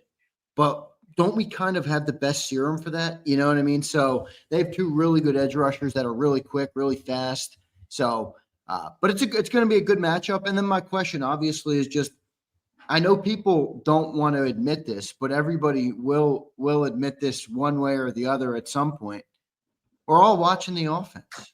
Yeah. What is the offense? What is the Eagles offense in 2025? What's it going to look like? What's the recipe for success? Like the best, the thing about last year is that we knew what the recipe was, right? Even if the passing game struggled, we knew our recipe for success is running the football this year. Right now, I still don't think we know that. So I still think we're looking for our recipe for success, and that's top of mind for sure. With obviously a good Broncos secondary coming, or good Bronco defense coming in. Did you get any update on Lane's health? Because that'll be a factor on this. That'll be a factor on the edge rushers, and if Fred's out there versus Lane. So the Eagles haven't put out their Friday injury report. They'll probably put it out during our segment or right after it. Good. So I'll look for it, but there's no injury report out. But I talked to John. Lane's going to be good to go. He'll be playing out there on Sunday. It's not been the problem of Lane going. It's been a problem of Lane finishing. So that's been the problem for him. Right. It's been the finishing here. So let me ask you something. When you made the comment that, well, look at the Broncos and who they played.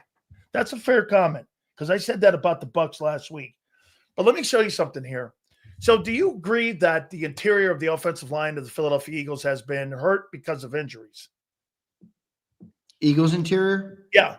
Yeah, to a certain extent for sure. Okay, injuries played a factor there. I do think the loss of Mekhi Becton is a thing as well. Okay. Yeah. But when you get into situational weekly opponents, don't you think, like, look at the Bucs. Bucs have this much of more talent than the Jets. The Jets are down here. Well, when you lose Mike Evans, doesn't the level of your roster come down? If you don't have Godwin, doesn't the level of your roster come down? If you don't have Tristan Wirfs in that game, which they didn't, doesn't the level of your roster come down?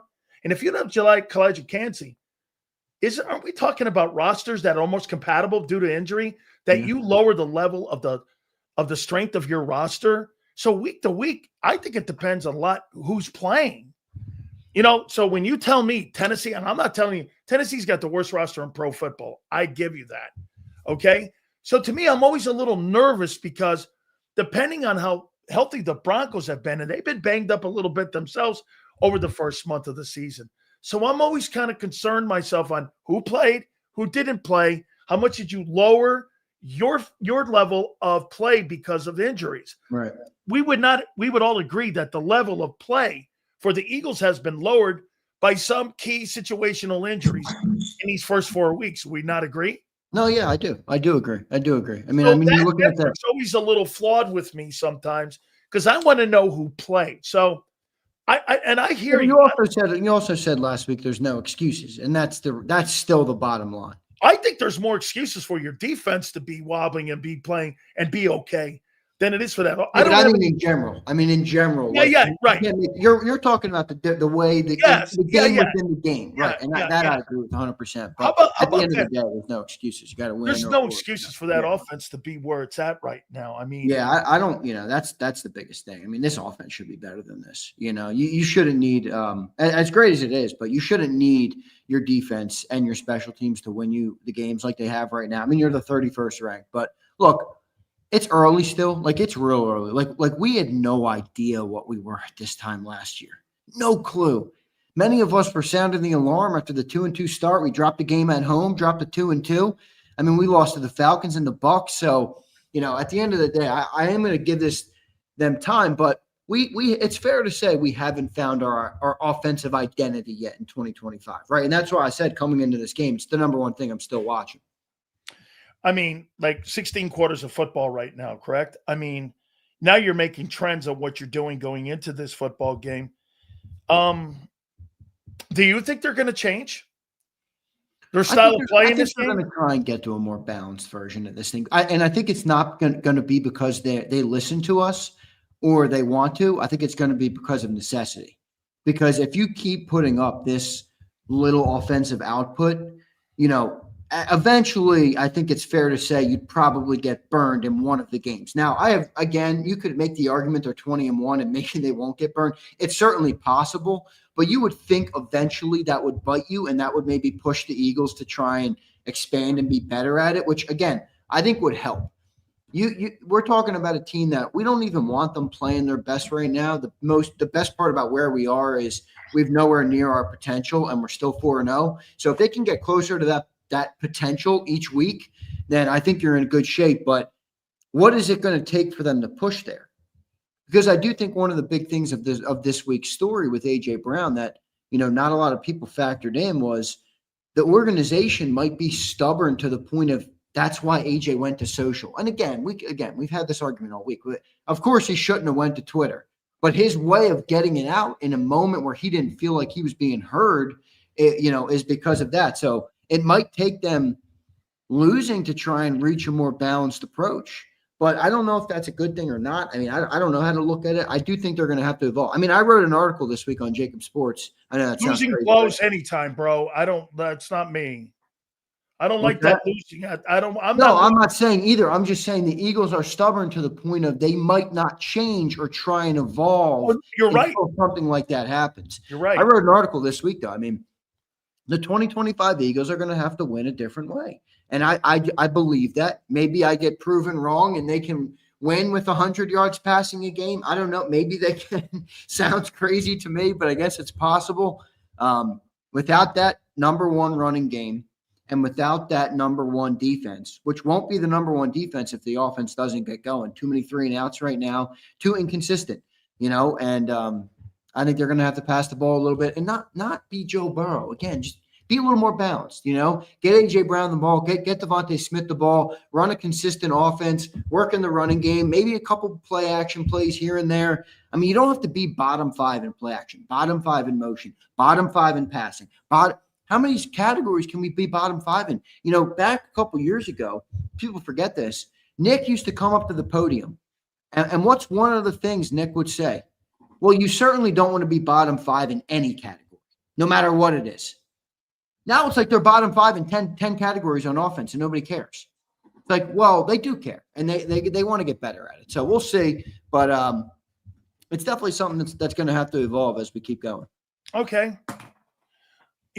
Nobody's put this into this and turned it around inside out. What if AJ gets 10 catches for 168 and a touchdown and you lose? Yeah, well, fans will be going nuts. Fans will go nuts. Well, it all depends on the heat will land on him. Well, it all depends on the game. Because if you have a half like the first half versus the Rams where you're playing from behind and you have 168 and 2 tutties to get back into the thing and you don't make, what I mean? Then I don't think it would be. But if you come in and you come out gunslinging and you know what I mean, you play that way consistently. That's when turnover or whatever. Yeah, right. That's when just to force them the ball. Yeah. But I don't know. Well, I don't think they're going to do that anyway. I just think AJ is going to have a big game because, even in the moments when our passing game has been lesser, there's random games that AJ Brown has 100+ yards. You know what I mean? So I think that's going to be this week, strictly because of what happened this week. Eagles love to overcorrect shit. They love to, and I think they're going to this week with AJ. All the chirping this week. How do you think it affects the team on Sunday? I'm hoping positively. Can't guarantee that, but, again, I do think AJ forced everybody to address that elephant, which is a good thing. And maybe people would say he had too many people address it. That's fine. You can think that. I understand why you think that. But at the end of the day, they addressed it. They've been asking about it all week. So, somebody knows. It's now in the national, by the way, and everybody knows that the star receiver's unhappy. So it's like, are they going to address it? I don't know. Maybe they'll just double down and keep playing their way. That's possible too.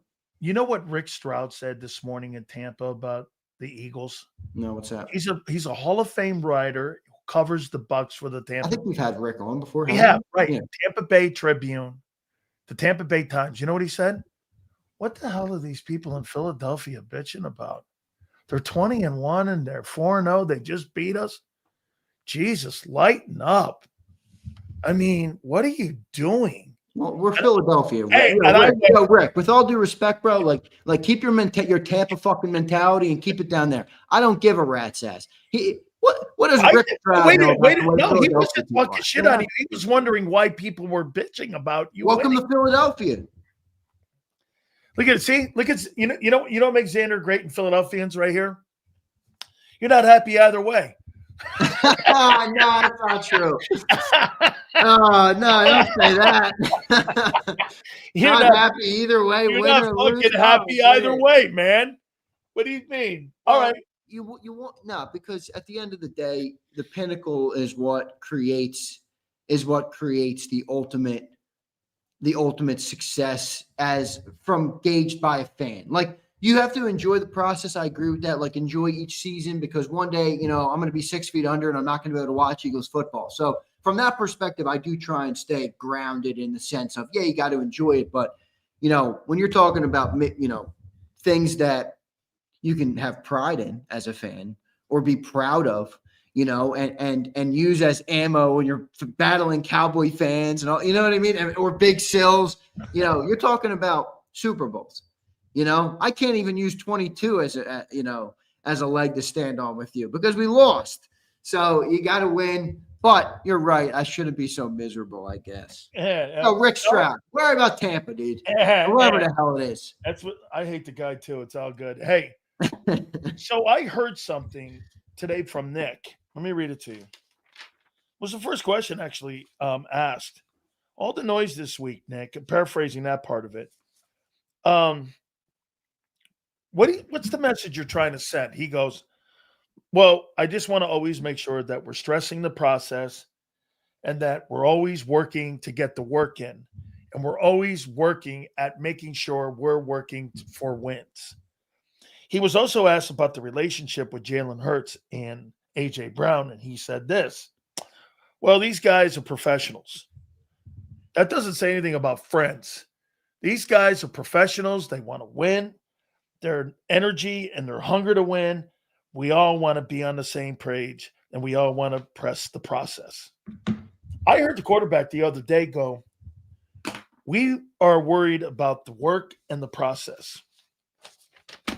For me, Jalen, man, he company guy. He's there with Nick. Yeah, but and then on the other end, AJ's not talking like those guys. No, I know he's not. But I will say this about your takes on Jalen, because in a way, you're right. He's not going to say anything that upsets. But I think there is a little bit of a better message from it sometimes than you give credit for. And what I mean is, there's this thing that came out on social where it's like Nick Saban's five rules or five enemies of greatness. And there's things in there that I know Jalen speaks in cliches, and I know sometimes it's annoying to listen to, but at the end of the day, a lot of it can be boiled down to the simple things that Jalen talks about.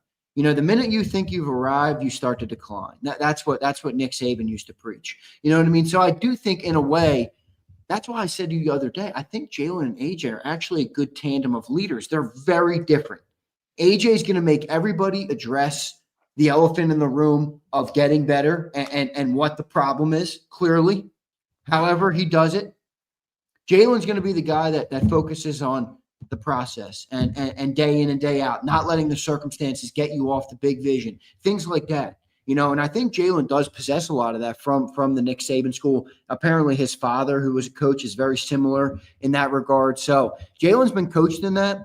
That's how he's been raised. That's how he's been grown. That's how he became a man at Alabama, how he continued it at Oklahoma, and all through his professional career. So I do think there's some truth to the way he speaks, but he's not going to. You're right. He's a company guy, and that he's not going to ruffle feathers anywhere. Well, I have an expanded part of that on that take. Is this? You have a particular message for your company that you want to have all your people. You don't want all your people to be off the reservation.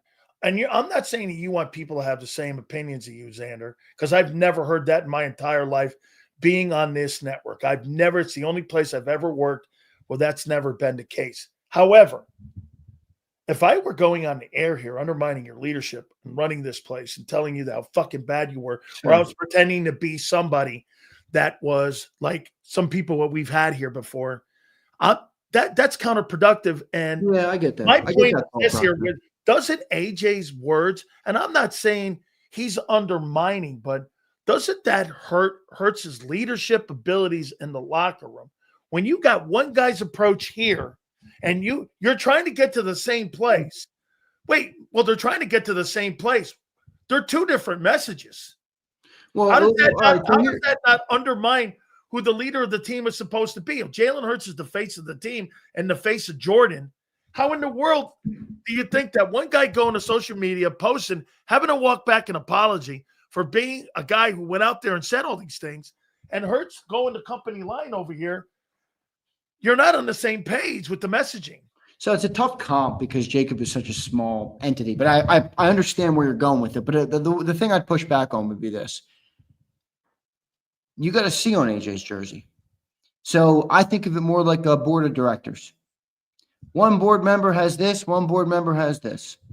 I was always told the quarterback's the leader of the team, plain and simple. That's fair, but the Eagles are run a different way. Just like the coach here doesn't have the traditional reins that most coaches have. The Eagles are. There's a C on AJ's jersey. Hey. At the end of the day, he's been given the authority to have leadership over the direction, or at least a say in the process. And he spoke what he believed was his truth. Yeah, but he's telling you they're not listening to his process. Let me ask you this though: if we listened to AJ Brown, and everybody in the chat can answer this as well, if we listened to AJ Brown, does his desires match up with the team, the company to fit it in with our example, getting better? Right? Like at the end of the day, you might trade Barbs, you might trade somebody, but if somebody can say to you, what I want though, I only want this because I want the best for our company. I want the best for our team. I want the best for this franchise. Does it line up with that? In my opinion, it does. I think his vision of winning is different than Hurts and Sirianni's vision of winning. And no, I think there lies the problem. I think they have a different path to get there, though. Okay, that's what I just said. Their vision is different. He wants the ball in his hands to help you win. They want the ball in the hands of who they think they need to win. And there lies the difference. And by the way, their actions speak to that. As long as the destination is the same, then that's the problem the wide receiver has with it. Yeah, but is the wide receiver wrong? I know traditionally they are because they just want personal accolades. But I want everybody to take a hard look at the 2025 Eagles right now. I know it's only week 4, so it's going to keep evolving. This conversation will change every week. I think anybody who listens to sports talk, should know this. But this conversation will evolve. Is AJ Brown wrong? Is Hurts wrong? I would say no and no. Both are not wrong. Jalen's right. Jalen's right. Keep the main thing, and focus on winning. That's my point. Right. We've got to continue to push to be better. And they don't believe his process is the winning process because they have the formula to show you right now in their actions that they're right and he's wrong. This is why it's going to be a tough change. And to your point of losing, maybe that's when it will. But Xander, when I hear those guys on the same page, and then I hear also AJ saying they're not listening to me, I mean, they're not listening to him because they believe in the way that they want to win a game versus the way he wants to win a game. So check this out. Killadell says, I want to break the NFL record for most consecutive wins. We need 5 more wins to break NFL record for 24 straight wins. We're chasing the Colts. No, Killa, we don't have 19 straight. We lost to the Commanders in week. What week was that? 14. No, it wasn't that late, was it? I thought there was 3 left. I thought it was 3 left. That would be an awesome accolade, though. How awesome of an accolade would that be? Well, let me take a look at that. If that's correct. The longest winning streak in NFL history. That would be incredible. We lost last year, December 22nd. So we won 6 games last year to finish out the year. 6 games straight, including the playoff games. So 4 games this year. We only have 10 straight. Okay. And if let me Killa, I see. appreciate the premise. No, I'm including the playoff wins too, Killa. 10. We're at 10 straight. Unfortunately, our loss came right dead smack in the middle of them. Okay. That would have been cool though. And the reason I brought it up it was more actually about this is how though too. At the end of the day, winning is also a powerful metric, and a meaningful metric. So to strive for that is also a noble goal and a good goal to try and achieve for this team. So the record from, if I'm not mistaken, 72 Dolphins went undefeated that year and they went 14-0. And then into the 73 season, they went into the 73 season, and that year they went, I think, 7 games. How about the Yankees last night, by the way? Congratulations to the Yankees getting it done 4-0. That kid was throwing BBs. Oh, Yankees win! I love that voice. This is one of my favorites of all time. Sterling, you like him? I mean, hey, John what do you think of Bo Nix, dude? Not my favorite. Obviously, I everybody talked about him a lot in college. He played at Auburn for many years before he transferred to Oregon. Look, I do think he's been a lot more impressive than I thought. I think he's capable, and I think he's in a great system for him. So, you couple all that together, sometimes you can see things from quarterbacks you don't expect it from. I mean, look at Mac Jones last night. It's a perfect example.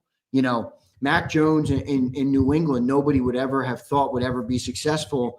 No game ever really showed you he could. He goes to San Francisco, and all of a sudden he's in the right scheme, a coach that knows how to get the ball out on time, knows how to coach him up, knows how to put him in the right system. I think Bo is in that. So it brings out the best of Bo Nix. I think he's susceptible, though, and I think Vic Fangio is going to fool him this week. Vic always does well versus these young quarterbacks. Quarterbacks. And so Sean Payton too, but Sean Payton's not out there taking the snap. I got it. I'm going to compare Bo Nix to Hurts for a second. And you tell me if you compare it. All right. Doesn't this 2025 Denver Bronco team look like the 2021 Eagles? Follow me here. Got top O-line in football. You're building up a front seven that looks like it could be a formidable front seven in the NFL. You got a running back that's averaging 5.7 yards a carry, no? Yep. You got a quarterback that's not crazy great in the pocket. He's okay. His turnovers are killing them, early on in the year so far, and they've got to get that out of him a little bit. And I've heard even Sean Payton say, we got to get the cowboy out of this guy a little bit because he kind of plays with a little bit of a cowboy in him. I mean, doesn't this team kind of look like the beginning stages of and they're kind of duplicating how you guys built your team? I mean, think about it. Yeah, in a weird way, I know what you're saying. I know Eagles fans aren't going to like to hear what you're saying, but you actually are saying, and that shows you, though, the difference in having I haven't been the biggest fan of Sean Payton, but clearly he knows what he's taught, what he's doing when it comes to building an organization. Their offensive line and their defensive line are the two strongest parts of the team, right? He hasn't invested overly heavily in skill position players. They traded Jerry Jeudy, Cortland Sutton, I know they pay, but why? Because remember, they had to give a first round up for him, and because of they traded for Russell Wilson with Seattle. That's right. And they had to give those ones up for all that. And they had to give the draft equity up for him. So they're building a little bit with second, thirds, and fourth and fifth rounders and free agency. So, I mean, that's why they haven't built the equity up on that side with the offensive guys. So do you see my comparisons a little bit here? That I do. I don't think they're going to get to that level because I'm not a Bo Nix believer, but I do see your comp. They got two good lines. They got a young quarterback on a rookie contract who's performing better than anticipated. And they got a running back who's averaging 5.7, which is the biggest part, J.K. Dobbins. And they actually have kind of a two-piece over there. I forget, what's that backup? What's the second running back's name there? Shit, I'm blanking on it right now. Fuck's his name? What's his name? Harvey? That might be it. RJ Harvey? Is that That might be it. Yeah, that might be it. Okay. I don't mind Sutton either. I think it's RJ Harvey. He's got 27 carries for 138, good for 5.1 a carry. That old line, we're going to get stink on at 4:30. That old line's moving people off the ball, dude. By the way, Super Chats, you guys really started the show out and you were killing Oh it my today. gosh, dude, the super chatters were going crazy to start the show. Got to give a shout out to Absolutely, Jacob man. Nation. I thank you guys so Yeah, much. that was epic, man. Thanks, guys. I joked everybody. Sills, we're gonna make the payroll, maybe. I got something here for you, though, that I think is going to make everyone really kind of back up here and get kind of nervous here. Jalen Carter, bro. I think he's week to week right now. Yeah, John picked up on that too. John picked up on that too. He said, "Whoa." Hey, by the way, against the number one offensive line. Is that something you can't, like, why didn't they address that in the offseason? Because hasn't he been hurt since week one? Yeah, but wasn't it also a thing in training camp with the shoulder? Yep. That's why I'm like, because Carter did have interesting thought. I don't have Sometimes you know what happens? You think it's just whatever, and it gets worse, progressively worse. You injure it again. But Carter made an interesting comment yesterday. Let me find the comment. John, for those who missed it on Birds 365, go listen to the segment. John said exactly what Jalen Carter said. But yeah, he said it's a little serious. And that was the direct quote he used. It's a little serious. I think he's trying to downplay it, but he's also trying to tell you it's serious. Yeah. You think that's affecting the run game? Yeah, John wrote an article. It's a little serious, he wrote. So I don't know if it's affecting the run game, but I certainly think it's why Jalen Carter might not be, the first team All-Pro that we were expecting this. I think he's had a good year. I don't think he's been quite the dominant force, and I think that's a big part of it. So he's got to get healthy, man. I mean, dude, that's another thing we got to keep an eye on right now in this Eagles team. I mean, though there's only one true great equalizer in football. It's actually not a quarterback. It's actually not it. The one true great equalizer in the game of football is injuries. And right now, Lane Johnson's banged up. Landon Dickerson's banged up. Cam Jurgens is banged up. That's 3 of our 5 offensive linemen. Goddard's banged up consistently. Defensively, you got Jalen Carter, who's a star, who's a little bit banged up. Now, that's really – I think you're riding pretty good on defensive side. You got Nakobe Dean coming back. Huh? Dory? Right. Well, Dory, I mean, I think you're down to – I think you're in a better position. Hey, listen, though. He's still depth. Nolan Smith. I mean, we got to keep an eye on that. I'm just saying, if those injuries pile up and one goes your wrong way. Now, the good news is we haven't lost anybody like for the year or anything. So we don't have any bad news in that regard, but it's definitely something to keep an eye on for sure. Has this been the most injured this team's been in the last 4 years? No, but it's the most banged up, maybe you could say. Because I don't think they're injured. Injured would mean I got 3 guys, 3 guys right with season-ending surgeries. None of that didn't happen yet. We don't have any season enders yet. So we got, Nolan's on IR. Jalen's banged up a little bit. Some offensive linemen are banged up a little bit. So, but maybe the most banged up, though. Definitely a lot of dudes banged up right now for sure. Bro, I would not be shocked if they came out of nowhere one day and just went like this. Landon Dickerson's out for the year. No, that's not going to happen. Okay. Well, unless there's something serious. Dude, he's been awful. He's not been good. He's been awful. I watched that again last night. Bro, he's not very good. He's getting beat everywhere. And when the you know what they're beating him on? Speed moves. Because he's got to slide his feet. Right. And he can't move his knee. I'm just saying. Okay, listen. Down for a couple hold weeks. Hold on. You sit Landon down for a couple weeks. I would. I need him for the war, not the battles. I want the war with this guy. Yeah, how about this? These giant games coming up. Okay, I might think about playing him a half. I would have to on him. That. But you see, the difference here is you don't have the depth you had a year ago. I know, and John's right. Like in the NFL world, like you don't sit out when you're hurt. You miss time when you're injured. He's right. You don't. That like people aren't going to go to the bench, dude. No. Get Wally. You lose your job that way. No right. way. I mean, you don't do that. So I don't think they're going to do that. But I guess you could make an argument. Should they? I think it's kind of for nod though, because I really don't think they're going to do it unless he really can't play, I think he's going to play. So Barkley this week. I told you I thought he was going to have a breakout game. Yeah, John said the same. I made him pick too. He said Barkley. I think Barkley. So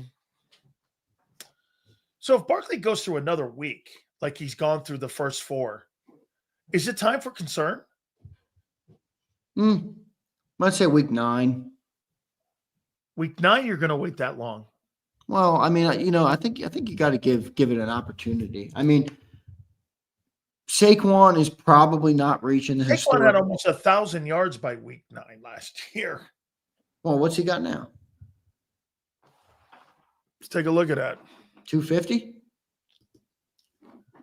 Is that where he's at? I don't know where he's at.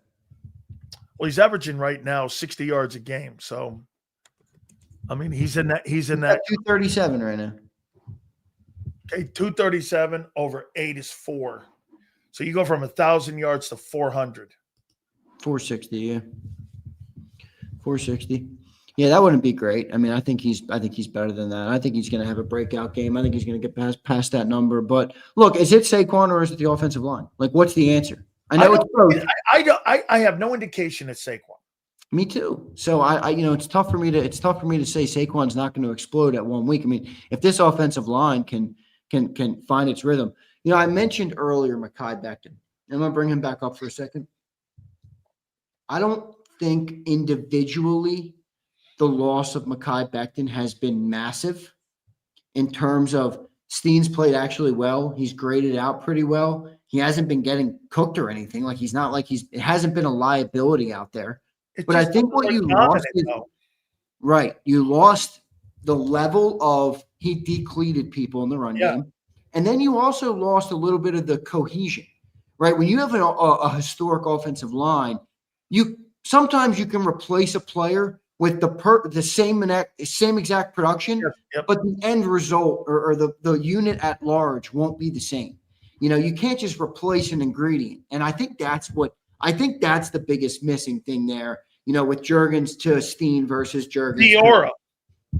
Right. The communication, just they knew where to be. They knew how to play with one another. They were the perfect offensive line in the way they played together. So I think you lost some of that. And even if individually Steen has been right there, I don't think I don't think it's on him. I just don't think you can make up for that. He's not the same ingredient. So they have to figure out how to make this thing work as good as it did last year. I said something and I'll say it again here. Last night I watched the Ravens just ruled out Lamar Jackson. Wow. And get this. By the way, Eagles injury report came out. Looks pretty good. N'Kobe practiced, but he's out. Jahad Campbell missed practice today, and it says personal reason. He was excused from practice, not missed it. Okay.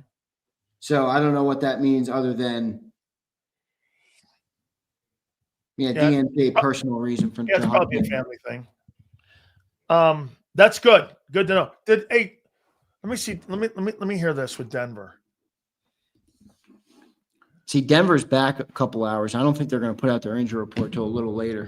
Let's see if it does. I'm going to see that. I'm going to keep theirs because there's a guy in that offensive line that by the way, Stink will probably give it to us a little bit at the bottom of the hour. You're right. They're going to be able to put that out a little bit later. Oh, here it is. Came out. No, for the Broncos, I didn't see it. Yeah, what is this? What day is it? I want to double check. Yeah, you're right. This is yesterday. Yeah, it didn't come out yet. So this was yesterday's, though. The great edge rusher, wrist. Benito? Yeah. Was he limited? Full practice. All right, so he's fine. Wrist. They missed that. They missed the guard yesterday, right? Quinn? Yes. Yeah, but he was personal, illness. Right? He's back. It was illness. It was illness, yeah. So he'll be back. They look pretty healthy. Yeah, they're pretty healthy right now. Okay, so they got no real big issues right now. No. Okay, so going into this, I said this to you earlier, and I'll say it again. Last night I saw the Rams take a fucking brutal loss. Brutal loss. Brutal. What a good football game, but a brutal loss. Dude, the Eagles don't lose those games. I know, man. They really don't lose the brutal game. I mean, dude, Mac Jones, backup quarterback. You don't have Nick Bosa. You don't have Kittle. You don't really have any big-time wide receivers except the guy Pearsall. I mean, Trent Williams is not what he was. Bro, that's a brutal loss, man. I did tell everyone, hey, San Francisco's going to win that division. And they're going to win 12 ball games. What are they, 4-1? Yeah. Rams are 3-2 now? Yep. Rams are the better team, I think. But, dude, you can't take losses like that. Shit.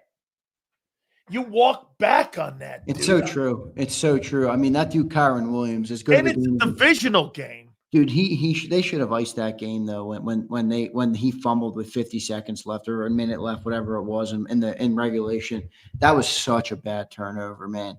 I don't know what do you have to get through that guy's head? You know, fumbling has always been one of those things where, and I get it, it's easier said than done, but I used to always think, how can you not fix a fumbling problem? Like most times, if you watch most people's fumbles, it's for the one split second that the grip on the ball slightly loosens up, it gets punched and falls. Like if I'm Kyron Williams, my bicep is fully clenched on the ball the entire time I run until the whistle was blown. You have a fumbling problem. You're in the red zone with a minute left.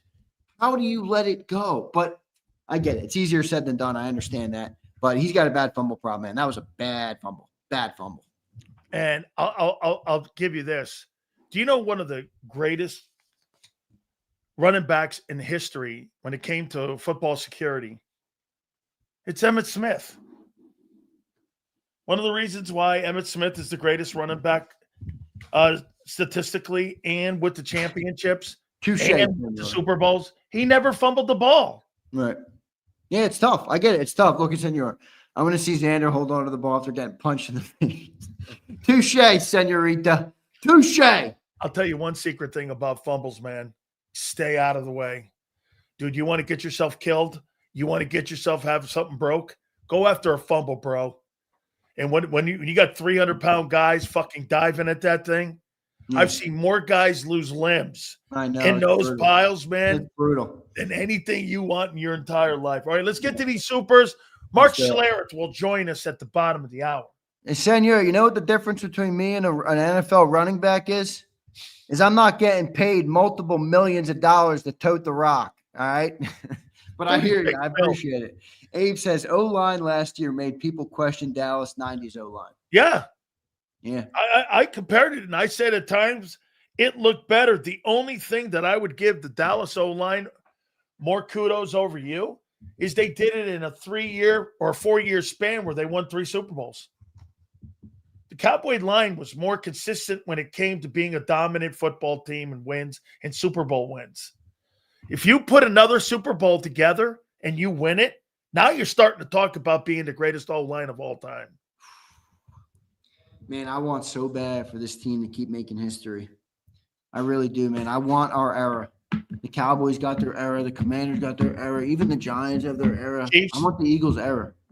We're kind of in it, but they got to get it done again for it to really be solidified because you got 2 Super Bowls in 8 years, but you have 2 different regimes, you know? Look, how do I mean, 2 Super Bowls in 8 years, 3 appearances. Well, who's comparable to that? Well, Chiefs and Patriots, of course. But who else? The Bucs have been to 1. The Rams have been to 2.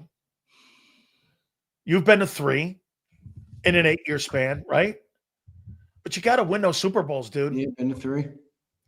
If you get 3 Super Bowls, you're going to start making a conversation. 3 Super Bowls in 9 years? How about Forrest, this? how many Super Bowls will you be happy with? Forrest, just got done telling you we're Philadelphia. We could have 8 in 8 years straight. And in the 9th season, if we start out 3-1, we're going to be pissed off about the loss. And maybe the wins too. You want to hear Jimmy Johnson's line? Jimmy Johnson went like this: I don't want players with finish lines. If you have a finish line and you think you're running through the tape in anything in your life, I don't want you on my team. Right. Different wording for same philosophy with Saban. The minute you say you've arrived, you're getting worse. You should retire, he says. When you go across the finish line, you should call it a day. Right. It's true. Here's Jared. What up, Jared? Bold prediction for the game Sunday. Good work, Sills. Yeah, no, I think 31. Oh, I didn't ask you. 31-20 I I got got. 27-20. We all get the Broncos putting up 20. Me, you, and John. John had 24, 23, or 20. John had 23-20 or 24-20? 24-20, I think. I had 27-20, and you got 31-20. Because I think they score late. I'm a little surprised that you don't, and I'll say why. I know people will always take this, because Sills is a hater. He's actually not. He's honestly, one of the smartest football minds I've ever talked with. But I thought you were going to have this game really close because the trenches. Like, I thought you were going to look Broncos right now at the number 1 O-line, and their defense has created more pressure, more sacks, and more pressure percentage. Yeah, than everyone. I thought you were going to say trenches is the most important part of a football game, and the Broncos are best equipped to manage the Eagles. Yeah, but I'm going to drink your Kool-Aid. I don't really like who they played. And you're building that resume up against shitty teams. Right. Dude, anything the Titans do, I don't care what they do against them. I mean, that's like the Eagles might have a better practice squad roster than the Tennessee Titans right now. So I'm a little suspect on that. And you're building up a lot of numbers on that game. If you go back and look at their numbers, there's a lot, Xander, that's on that game. And I went back and looked at that, and I'm like, you see, I guess this comes down to this too, Xander. You built enough equity up with me to go like this. You got the worst fucking offense in pro football, and I still do this. Yeah, but I still think they win. They do win. So that's not a thing. I can't just go, okay, fuck it. You know what I mean? I can't. Yeah. I can't just dismiss that. East Coast. What up, Rico? Thank you, Rico. Back in action. Just got a new home and been putting my house together. These people saying, if my aunt had balls, she'd be my uncle. Let's go, Rico. Congrats on the new house, brother. Congratulations. Where are you, Rico, by the way? On the East Coast there.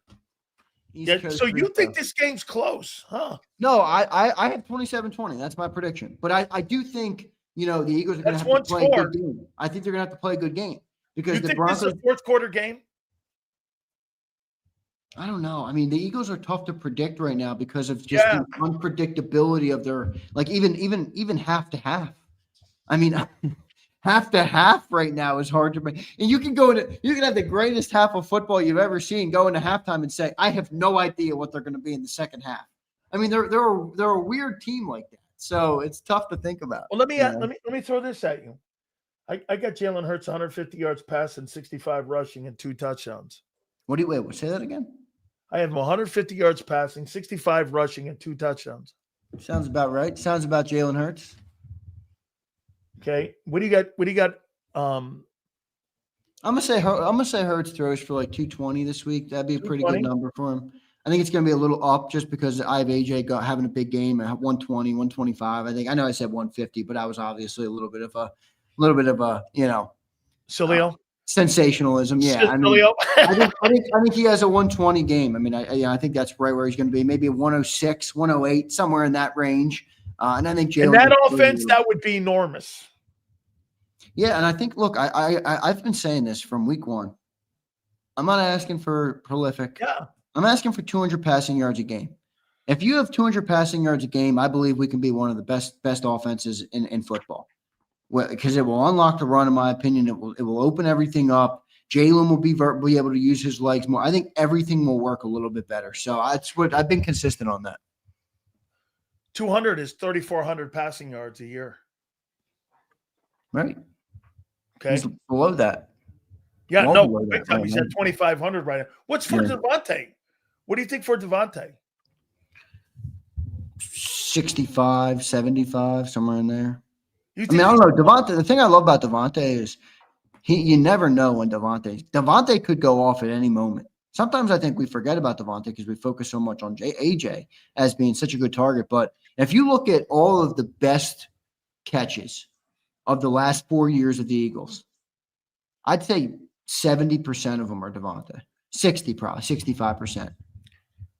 Like he makes some nuts catches. That one in the back of the end zone, that one over Surtain his rookie year, the sideline toe taps.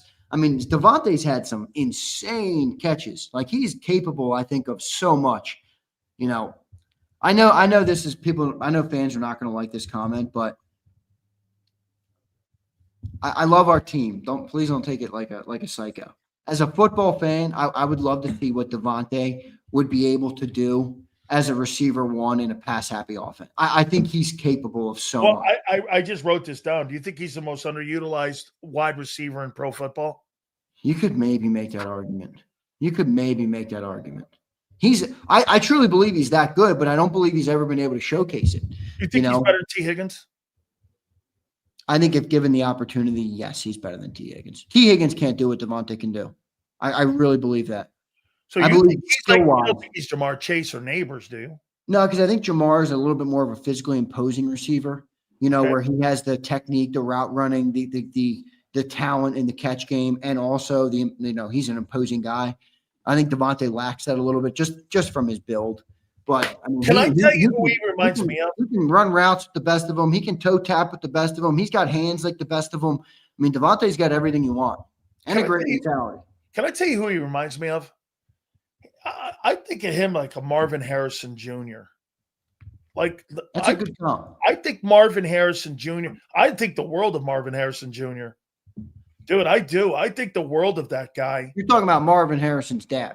No, I'm talking about the kid in the game right now, the kid playing for the Cardinals. And if you want to go his dad, sure. That kid's a really good ball player, dude.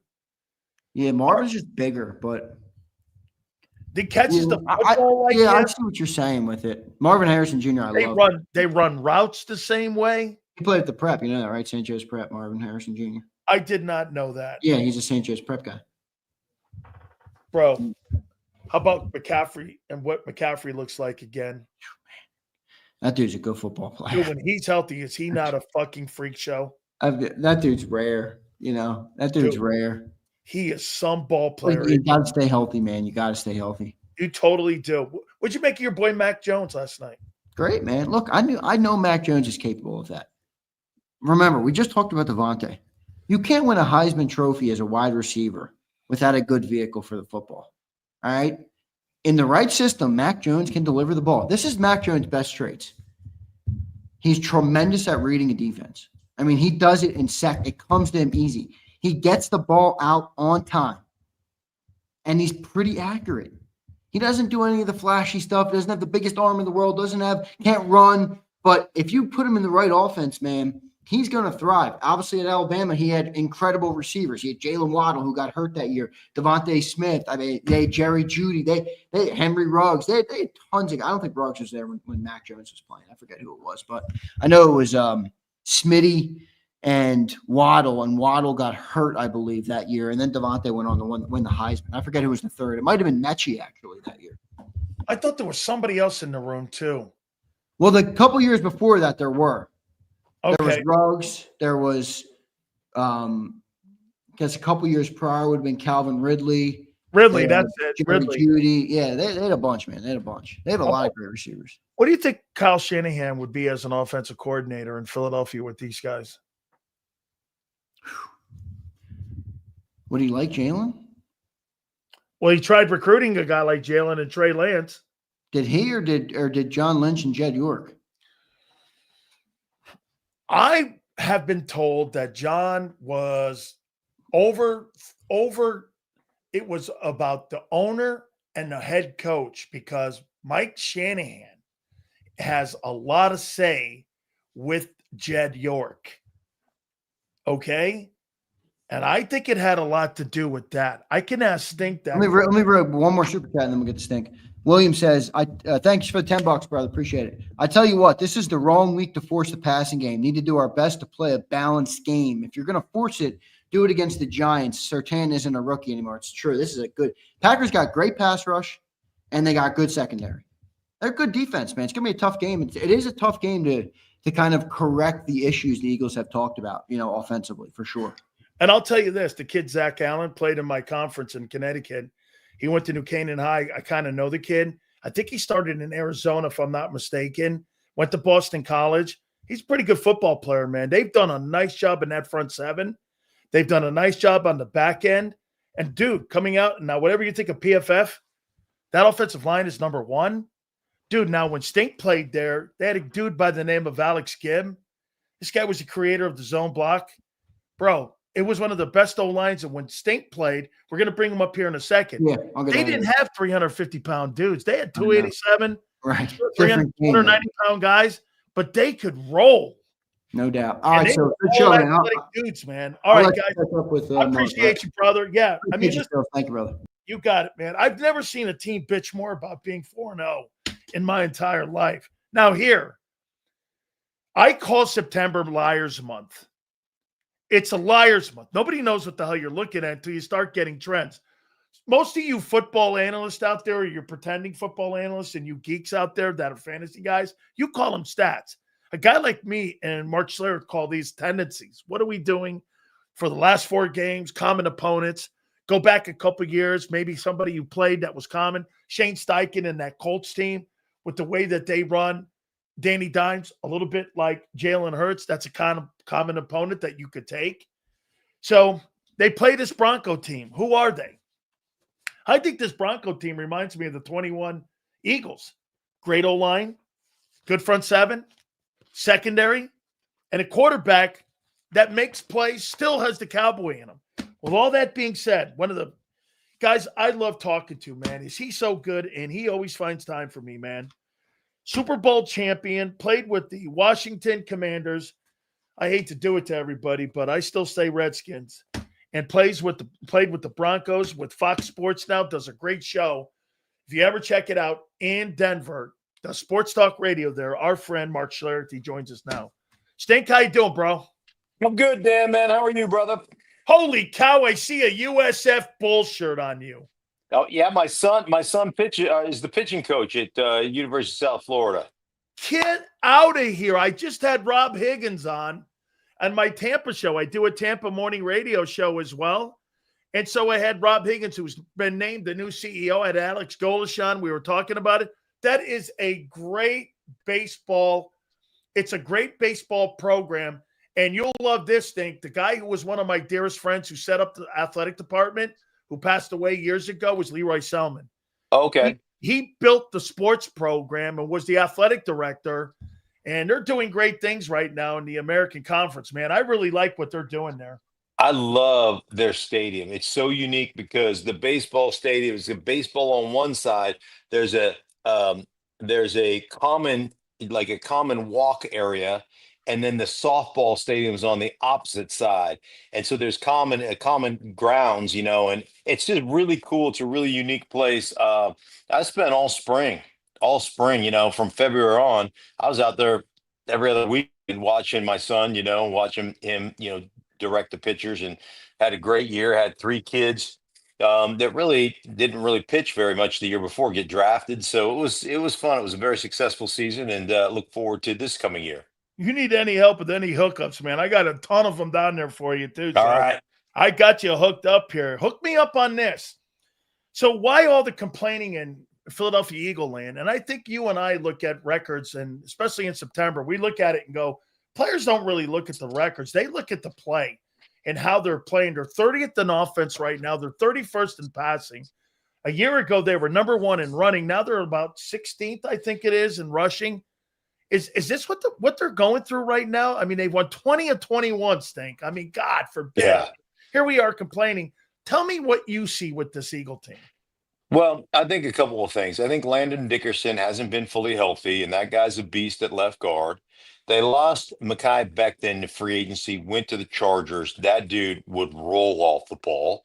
So you've lost some of that inside pop, that inside breakback, cutback run game where you're getting great movement, either front side or even backside. So you've lost some of that pop. I think the other thing that ends up happening is, and nobody talks about this, but you lost your offense coordinator in Kellen Moore, became the head coach of the New Orleans Saints, and he took along his quarterback coach, Doug Nussmeier, with him. And so all of a sudden you've got lack of continuity between play caller and quarterback, play caller and offense in general. And I will tell you, as an offensive guy, man, there is great confidence born out of familiarity. When I know and I'm standing in the huddle and we've got we're in a situation, second down and long situation, or second down and short situation, and I know beyond the shadow of a doubt the play that's coming in. I was in Denver for 6 years. We were what I would call a conversion team. When we got into second down and one, none of this baloney about taking a shot and see if we can get 40, right? And this goes back to the West Coast offense, and this goes back to the design of Bill Walsh. And one of Bill Walsh's philosophies: you want to win in the National Football League, render a pass rush useless in the fourth quarter. How do you do that? Man, if we're second down and one, we come off the ball, Dan, and on the front side, we're mosh pitting your ass.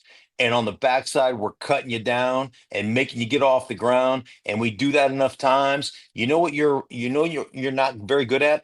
Having the energy to rush my quarterback in the fourth quarter when it's nut cutting time. And so we were a conversion team. And I'm telling you, second down and one, second down and two rolled along. I knew it was going to be 14-15 handoff, 18-19 force, or QB sneak. There's three plays that are coming in.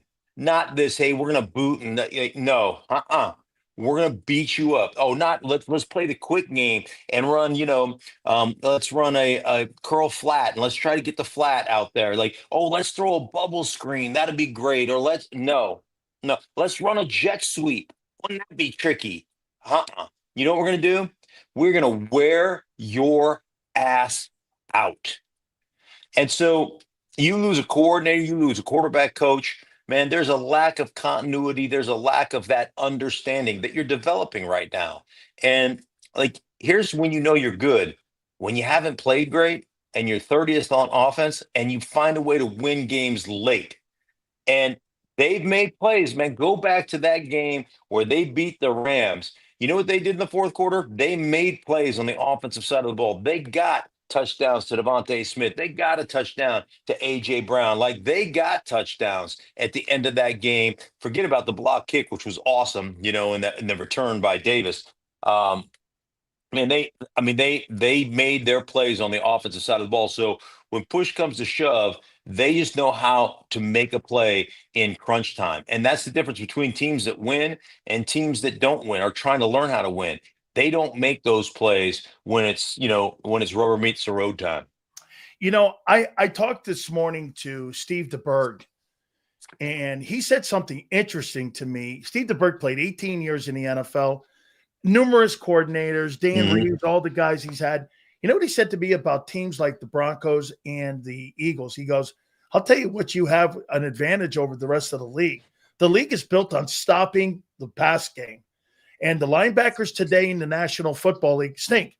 They're not LaVon Kirkland anymore. They're not those guys that you were hammering into that were 250, 260 pounds. These guys play in space today. They're 230 pounds. They're 215 pounds. He said any team that can run the ball has an advantage in today's game because the NFL today is not built for really stopping a running attack, which is wild, isn't it? Look at the contending teams a year ago. Look at all the teams with the big running backs that you have. Look at how you're rebuilding the Broncos right now. You're rebuilding it through the run game. You got a guy averaging 5.7 a carry in Dobbins. You got the best O-line in football. And these defenses today, is that right? Do you think that any team that has a running attack, you have an advantage over today's NFL because the majority of the league are paying corners and edge rushers. And if you can run the ball, dude, you have an advantage against today's defenses. Yeah, I don't think there's any question. The other thing, and you're 100% right. What has happened is because, the passing game became 60% of what you run, or 65% of what you run is all the passing game. And so what, everybody tried to do is either play small, play in nickel and play in dime pass packages. A lot of teams will call it big nickel. They'll have instead of two safeties, I'll have three safeties. One of the safeties playing the nickel, like where you normally have a corner, he's a safety now. And so, like, you get all those things, or dime, they'll run dime and they'll have one of their DBs. The Chargers do this a lot with Derwin James, where he's playing middle linebacker, essentially, so they'll get into that 6 DB set.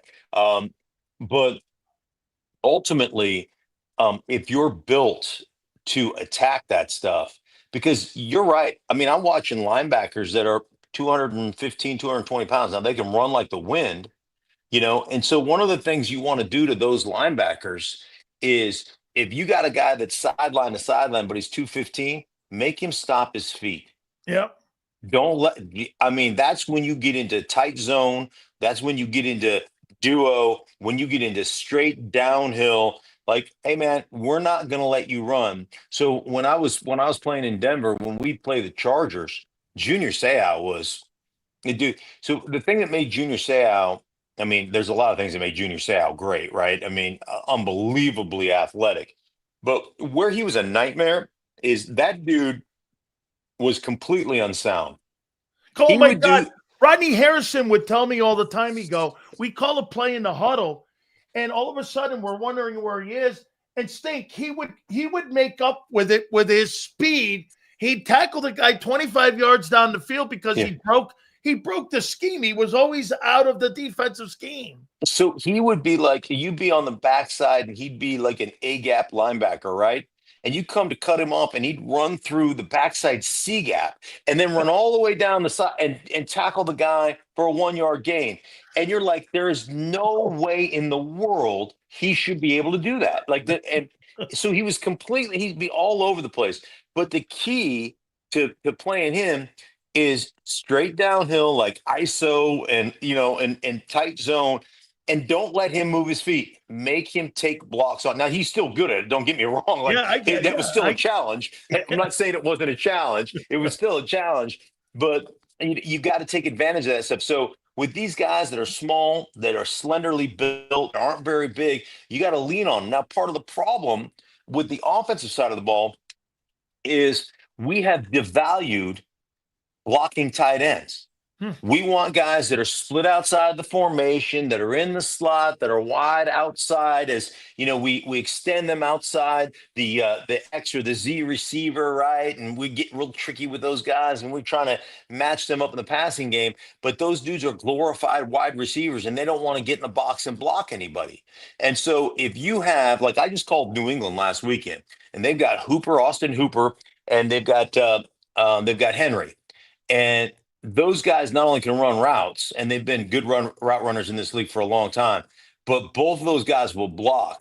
And I'm telling you what, they get into those, two tight end West formations, whatever you want to call them, whatever your call is on that stuff, and they're tough because now you have to decide as a defense, we're going to play you in that big nickel. We're going to bring in an extra linebacker, and I'm telling you, you're 100% right, man. It has come back full circle, and teams are saying, man, this is the way we're going to attack defenses. The other thing it does, like for me, I'm watching.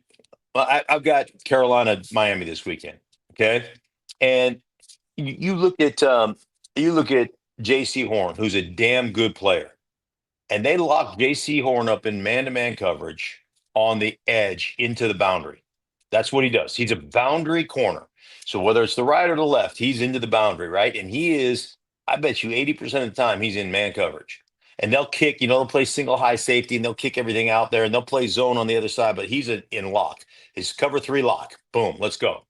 And so like I look at it like I get into West slot, 2 tight ends on one side, into the boundary, bring my other wide receiver over there and say, let's see if you want to play football today. Because I'm gonna run the ball down your freaking throat over there and make you start tackling people because you're a damn good cover guy. But I'm gonna see if you want to actually tackle people. Like that's I look at it and go, I'd be all over that. Now, does Miami have the personnel to do that? I think, but we'll see. We'll see. Hey, tell me about the Broncos, man. They've rebuilt the football team, obviously. I mean, the defensive line, the edge rushers are exceptional. Their pass rush now, again, maybe look at who they've played a little bit this year. I don't really like playing that game. The offensive line has been good for a year and a half or a year and 4 games, though. Tell me who they are, Stink. I mean, how good is this football team and where they're going? I think they have a chance to be really good. I'll be honest with you. Bo Nix has been, he looked frenetic in the pocket. Huh. He has been, he played pretty good last week against Cincinnati. He made one mistake down there throwing a pick, but it was 4th down. And it's like, either running in or throw it. I mean, they went for it on 4th down and 1. It's not like if you don't convert, you can kick a field goal. They don't give you 5 downs, except in college football when CU won a national championship. So, but who, The famed Michigan game. right, Thank you. I kid because I care. But like he has just been frenetic and he has missed a lot of open targets, and I mean underneath targets. The other thing that he has done occasionally is, they're running like some type of smash or whatever, where they have a flat and they have a corner behind it. And he's so trying to get the big play, and the corner is falling off to get depth. And by the time he gets it out to the flat receiver, the guy's already out of bounds or the guy can't make a move. And so, like, take what's given to you, and like, he just looks hurried at times. And when he gets hurried at times, and it's not because he's under pressure, it's because he's almost like spastic or anxious. Is it pocket presence?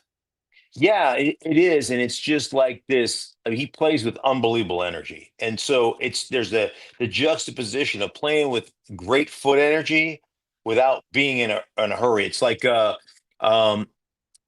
it's like the coach UCLA all those years ago. Vermeil?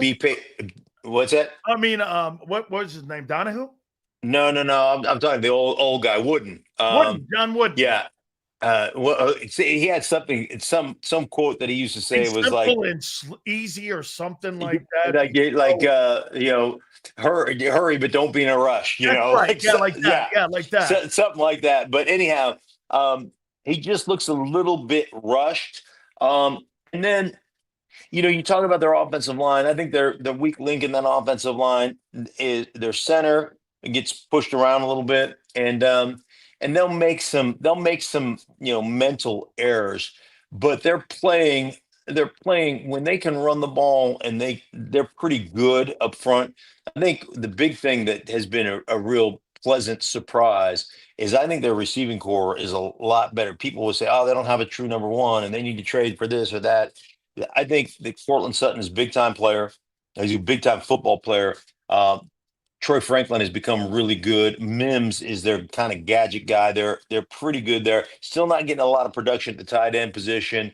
Defensively, man, they are so waiting for Dre Greenlaw. He just has not been able to be, ever since he tore his Achilles in the Super Bowl, the guy's been snake bit.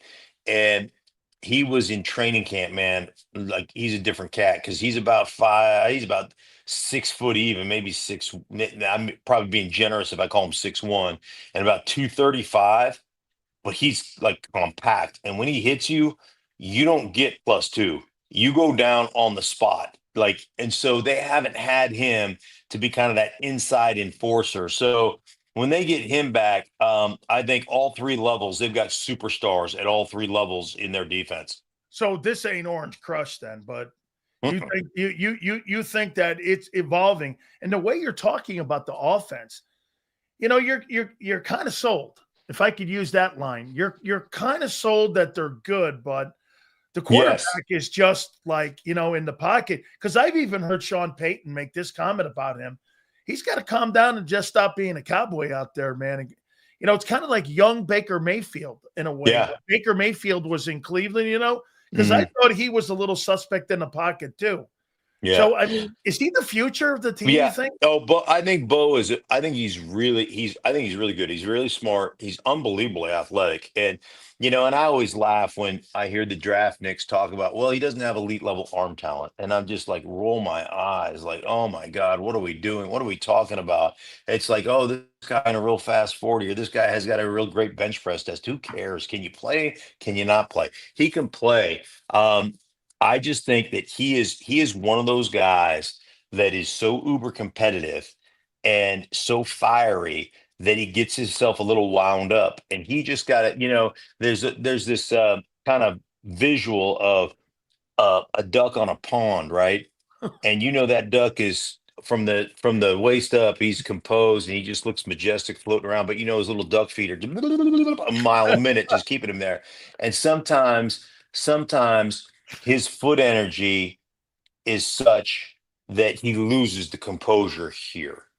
So he missed a throw down the sideline off a flea flicker that was unbelievably well designed to Marvin Mims and just off the fingertips of Marvin Mims. And he climbed the pocket so fast that when he threw it, he ran into his center because he Oh saw my. it. He's like dead. He's like, oh my God, you know, and you're like, Yeah. dude, just calm down. Like, I think he'd be one of those guys that would be like, he would get a great hand in Texas Hold'em. You know, he'd be like, oh, and everybody would fold. Like, you know what I mean? Everybody just go, oh, I'm down, I'm down, Oh I'm done. my Yeah, God. I'm out. And all Oh he would my. get was the Annie pot. You know, he'd be like, oh my God, I gotta Oh have my fun. God. That's so good. Last one here for you, Stink. Okay, you know what? The biggest debate in Philadelphia and for me has always been Jalen Hurts. Depending on who I talk to, is this guy, what is this guy? You know, you look at his numbers, he's trending for 2,500 passing yards this year. Stink, I know that that's not the metric on winning. This is a team sport, it's winning. They're 31st in passing. You know what Phil Simms said to me? So what? And I was Mhm. like, okay. I mean, some other people go like this. He's overrated. How do you look at Jalen Hurts as a quarterback on that team? He's gotten them to 2 Super Bowls at that position, and he's played lights out in both of them, and they should have won both of them. Um, I love unselfishness. What do we got to do for me to win? What do we got to do for us to win? And is this week it's me carrying the ball 10 times? All right, I'll carry the ball 10 times. Is it, 6 tush pushes? I'm in. Is it, and he has had games where he has been, great throwing the football. So I just look at the way they're constructed and the way they're built. And that's one of the things I love about them. Is like the Baltimore Ravens. They lose to Kansas City the other night, and I know they're beat up and I know they've got a lot of injuries. But how do you walk out of a game when you have Derrick Henry as your running back and he gets 8 carries? You know, I unbelievable. like it's as though when they get into a game with another elite quarterback, all of a sudden they say, we're going to prove to you that Lamar Jackson is a true drop back quarterback. And what makes Lamar great, and he's awesome because you get so many access throws, because you get so many single high looks when you're Lamar Jackson because of your ability to run. That I Yeah. mean, and because of the way they're built. I like if I am going to lose, I'm going to lose doing what I do well. I'm gonna lean into my identity, and if you kick my ass, you're going to get my best shot, and it's going to be doing the things that I do. I'm not going to all of a sudden trick you. I hate that.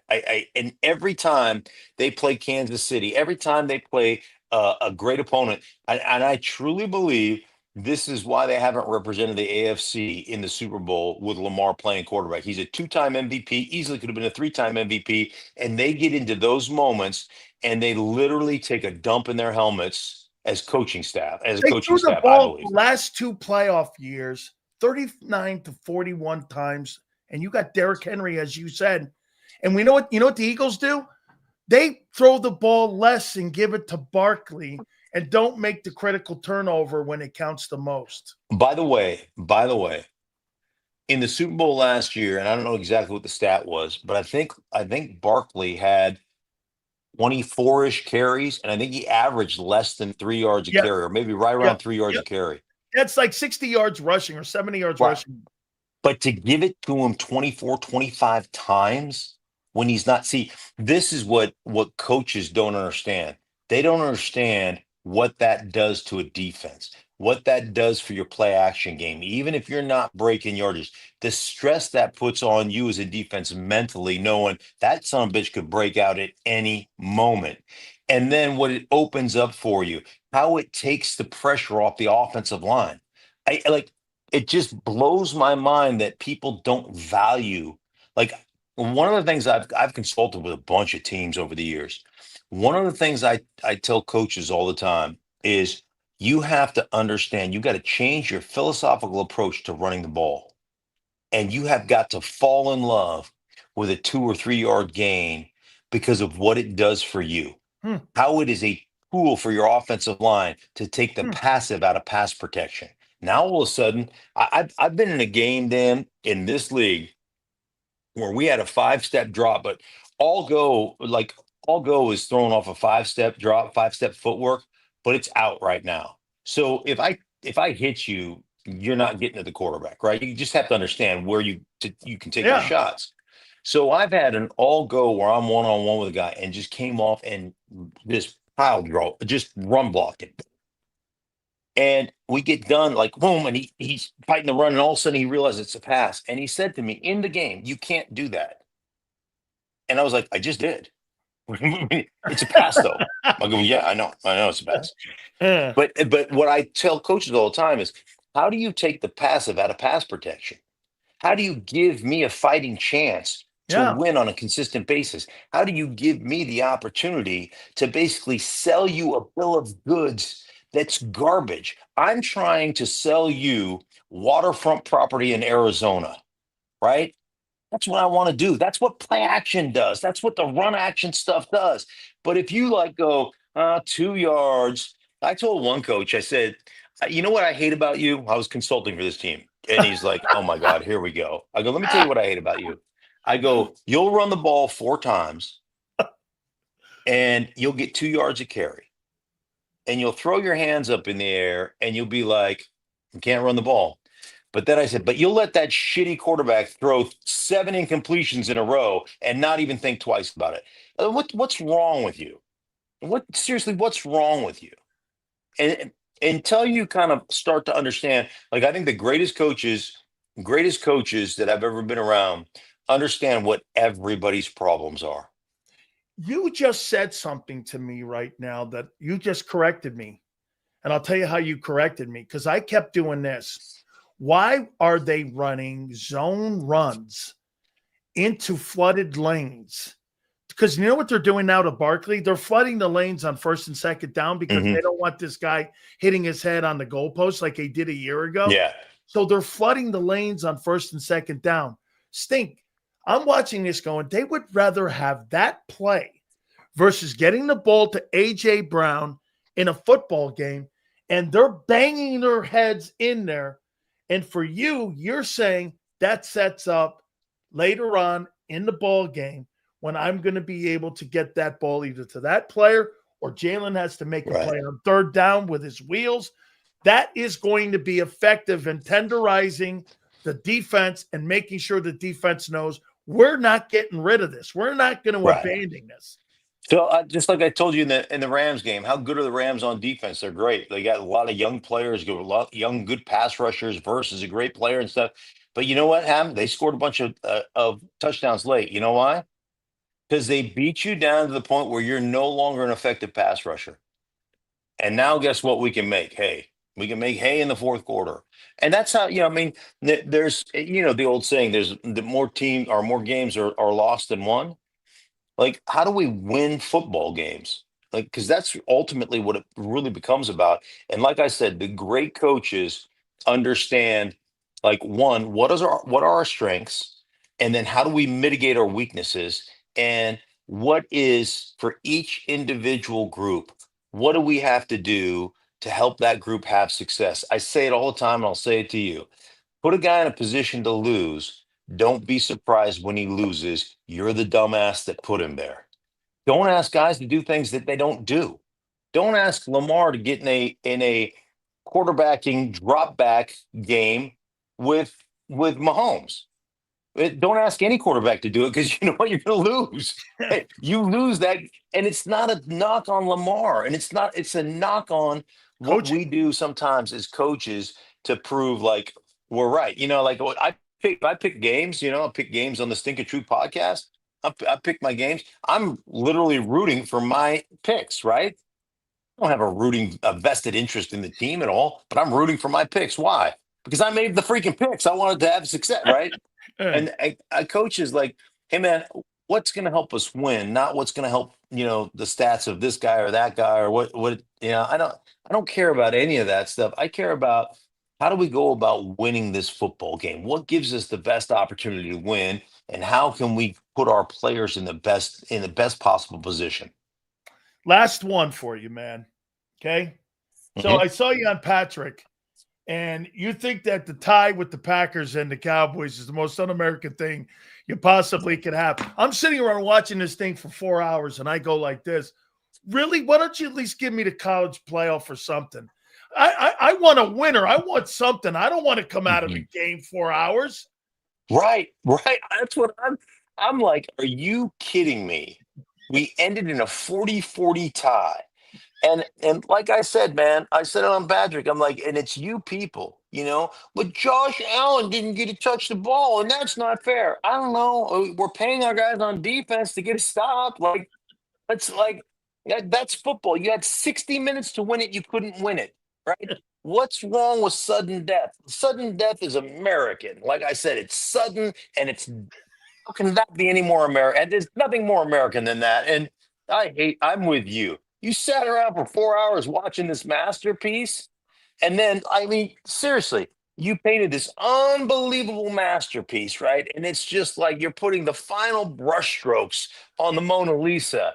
And then all of a sudden, you freaking sneeze and your nose sprays snot all over it, right? And you're like, oh, whoops. You're like, stop. And it drives me crazy. I want a winner, and I don't want some hokey shootout like they have in soccer or hockey. You guys can have that garbage, or hey, let's get out there and run 40s. See who has the fastest 40 time, the best bench press, right? Like, let's do a field goal kicking contest. No, you're all soft. If your parents didn't tell you that life ain't fair, right? Then they didn't do the proper job parenting you. That's the problem I'm having. Oh my God, that's so good, man. I mean it. I'm with you 100%. I'm going 4 hours. I'm watching this. Are you kidding me? Holy cow. I'll take an arm wrestling contest. Do something physical here to make it happen. I don't give a crap what it is. I want Americans like winners. We don't like ties. It's why we hate soccer. We hate soccer because of ties. It's why we don't watch it. Stink, you're awesome, man. You're awesome to me, and I thank you so much. If you're ever in the Denver area, folks, he does a spectacular job there. And also, again, for Fox, too, he covers the National Football League. He's one of the analysts for them. Thank you so much, brother. I appreciate you. My pleasure. Take care, Deb. You got it. That is Mark Schlereth. We really appreciate him very much coming aboard with us here like that. Spent a lot of time with us, man. Very cool. By the way, we, are having next Tuesday at 3:30 the former head football coach of the Philadelphia Eagles, Doug Peterson. That's at 3:30. Put that programming note. We'll have a normal show on Monday with JAKIB, and depending what happens on Sunday, could be Angelo Cataldi. Okay? Could be Angelo. Okay? Could be him. But we are having Doug Peterson on with us. That will be on Tuesday at 3:30. All right.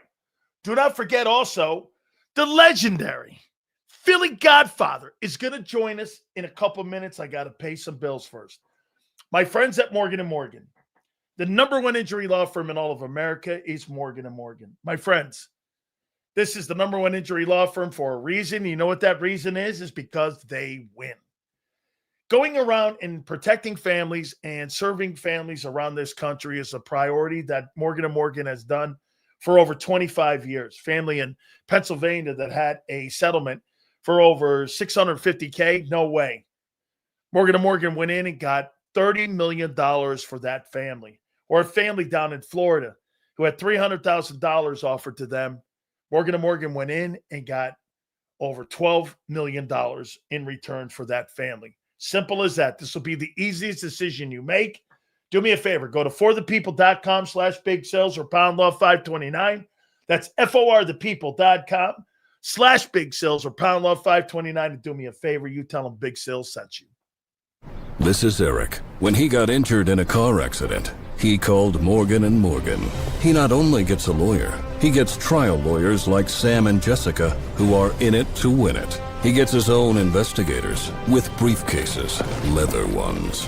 And if you ever have questions, our customer service folks keep things rolling. Injured? We're your army. Morgan & Morgan, America's largest injury law firm. Ignite your nights with free live entertainment daily, only at Live Casino and Hotel Philadelphia's Center Bar. 7 days a week, enjoy some of the region's top party bands, performers, and DJs as they take the stage in the heart of the casino action.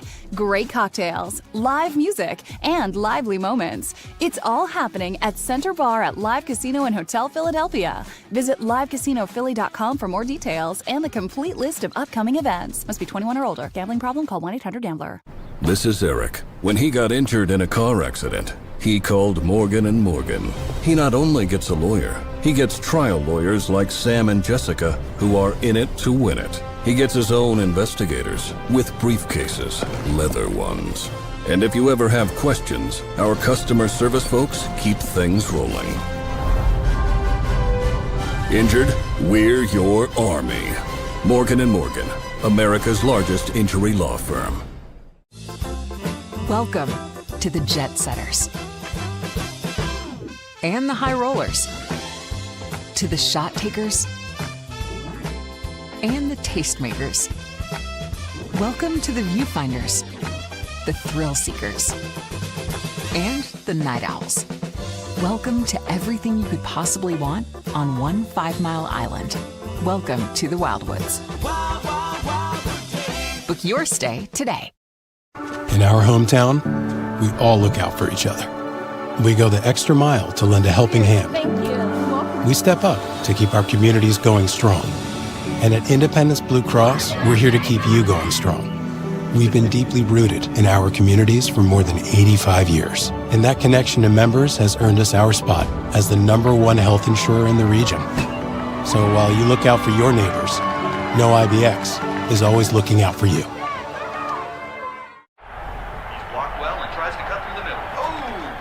Your gut says Miami is going to win, and you should take the over. Your gut also said your NFT selfies would only go up in value. They didn't. But your head is on Sports Grid and knows the QB is in concussion protocol. The backup has a 45 QBR against the zone coverage. The New York D has the most sacks in the league.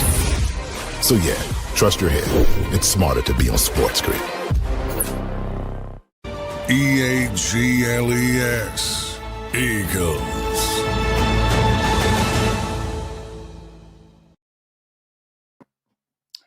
Big Sil's National Football Show. We appreciate you guys very much coming aboard. Do me a favor, please hit that like button. We will have the legendary Philly Godfather joining us in a few minutes. That'll be at the bottom of the hour. Please hit that like button. Thank you so much. All right. Got here. Sills, get Eric Allen on since his Hall of Fame induction, please. I think we've had him on. Have we had him on? I don't know if we've had him on yet. Since his Hall of Fame induction. And we did have him on. Yes, we had Eric Allen on after he got inducted into the Hall of Fame. Folks, I get the feeling that ESPN is going to start telling you what I've been telling you for months. Well, let's see what happens this weekend. Okay? Denver will win the line of scrimmage in the game. I will say this to you. I want to see what the Eagles built up the equity with me. Okay? The Eagles have built up the equity. Now, I think we've had Eric Allen on after. Because he came on after. I know he did. We had him on before, and we also got him on after. I've had him on after when he was inducted to the Hall of Fame because he did it for me. I know we had him on after. Yeah, that 40-40 tie, dude. Right? Equity. The offense gets the equity.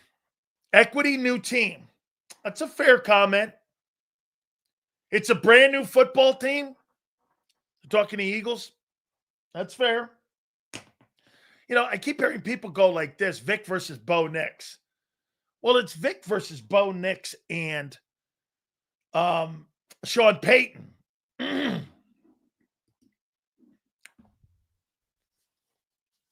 Is Ohtani going tonight? Excuse me. Is Ohtani going tonight?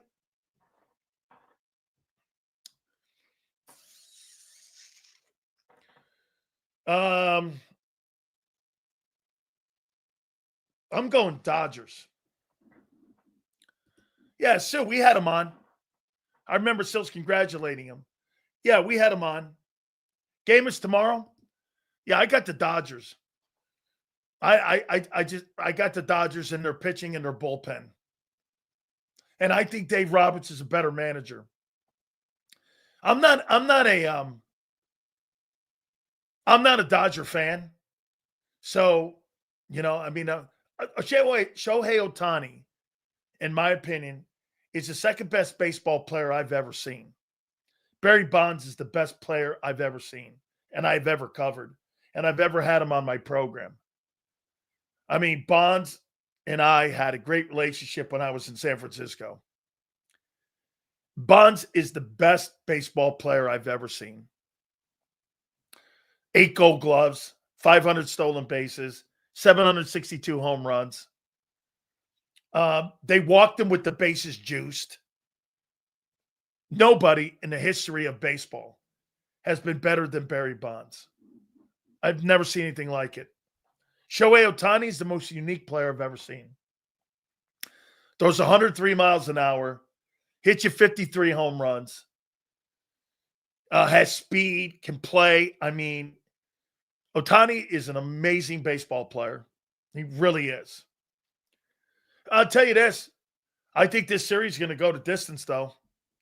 And I think if the Phillies are going to do anything, Harper's got to step up. Harper has got to help Schwarber. You know, the top of the lineup has always been a concern for me with the Phillies. Got to remember, for them, it's all about big flies and souvenirs. If they don't have souvenirs in ball games, they're not a small baseball team. And I mean by this, they don't play small ball. They don't move the runners over. They don't, they're not necessarily one of those baseball teams. So they're like the Yankees in a way. Big home runs. Bullpen's got to be good because the Yankees are not a very good baseball team. That's one of the worst defensive Yankee baseball teams I've ever seen.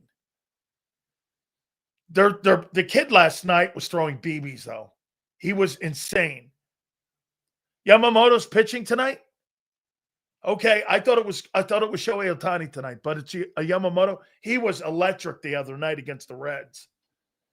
He was throwing about 98 miles an hour. I'll tell you what, man, they've got a good pitching staff, and they're really not even toting out Clayton Kershaw at all. I mean, he's on the team, but they're not really leaning on him whatsoever in that bullpen right now. Real shit, Shills. I believe this team is ready, though. Okay, listen. If you had Wheeler, it's a different story. Okay? If you had Wheeler, it would be different. And you'd lean. Dude, the Phillies are right there. I thought the team that could give them and anybody troubles, I thought it was going to be that Padres team. But they shit the bed against the Cubs. I watched that game too, man. I watched that entire series, and I'm like, I can't. They just didn't play well down the stretch, did the Padres. I mean, Fernando Tatis Jr. was abysmal. I think he was 1 for 12 in the series. He was terrible in that series. I'm so excited for and love Red October. We'll see. Look, they're going to be right there, dude. No, they don't. No. You want to see something cool? Yeah, this is going to be a great series, Yale. So if you ever want to see something historically, so when you remember the World Series with Kirk Gibson, and remember Kirk Gibson against the A's, he's limping, and this goes to your line about not having real fans. Excuse me. And the game was going on. He gets up against who's the closer? Eckersley. He gets up against Eckersley. He hits the home run. Take a look at out in the outfield and watch all the red lights stopping. It was Dodger fans who had left the ballpark, Dodger Stadium, and they were all out trying to get out of the building and beat the traffic and beat the 405. because it's a nightmare down around Chavez Ravine in Los Angeles. They were trying to beat the traffic, and Gibson hits the home run, and everybody hit the brakes at the same time because they were listening on the radio. And you know who they were listening to? Vince Scully. So Scully calls it, and all of a sudden Scully, boom, he says he's done it. Boom. Everyone in the outfield, take a look at that. They all stopped their cars at Dodger Stadium in the parking lot because Gibson had hit the home run, but because they have such shitty fans there in Los Angeles with the Dodgers, they were all leaving the ballpark. Nobody on the East Coast does that shit. You're there to the very end. That's the difference between us and the LA fans. LA fans want to beat the traffic. East Coast fans want to beat the shit out of somebody. If their team ends up getting beat, you want to beat the shit out of somebody. That's the difference between East Coast, West Coast. How you doing? 32,000 fans at the Phillies scrimmage. Best fans ever. That's cool, man. There is. Like I said to you before, I don't really root for a team. I really love fan bases. That has always been my deal, has been fan bases. Okay? Like, I love the Philly fan base. I love the Bills fan base. I love the Bucks fan base, the Steelers. I love the Chicago fan base. You know, San Francisco's not awful. It's not awful. Dolphins sucks. The worst sports fans in the country are South Florida sports fans.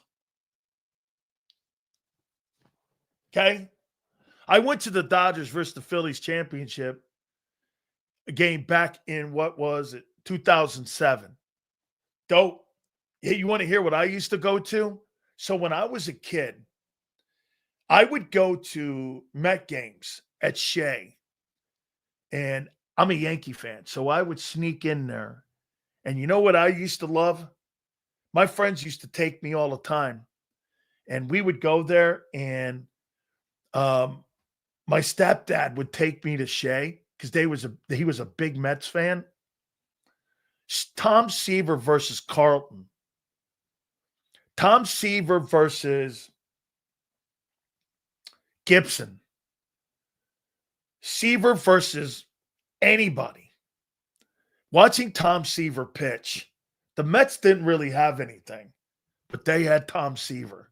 When I grew up, he was one of my childhood idols. That guy, every time he got on the fucking mound, he never lost. I think he had like a .638 win percentage on the Mets.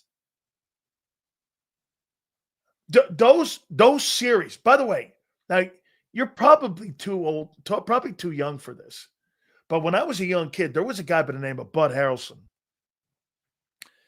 And him and the Reds, that used to be iconic. But when I was also growing up, I got a little bit older. Do you know what the big rivalry was in the National League? It was Reds and Phillies. Then it got Dodgers and Phillies. What they have? Maddox in the outfield. I remember that lineup that the Phillies had. They had Luzinski. They had Schmidt. Boa was on that team. Tim McCarver was behind the plate, right? I think the Jesus may have been on that team. Luzinski was playing first base. That and you had Lundberg, you had Carlton, you had McGraw. Those teams were so good. Dallas Green was the manager. Those rivalries were so good. Bake McBride, that's right. Bake McBride came over from the Cardinals. Bob Boone also, that's right. Boone and McCarver used to switch off because McCarver caught Carlton and Boone was the everyday catcher.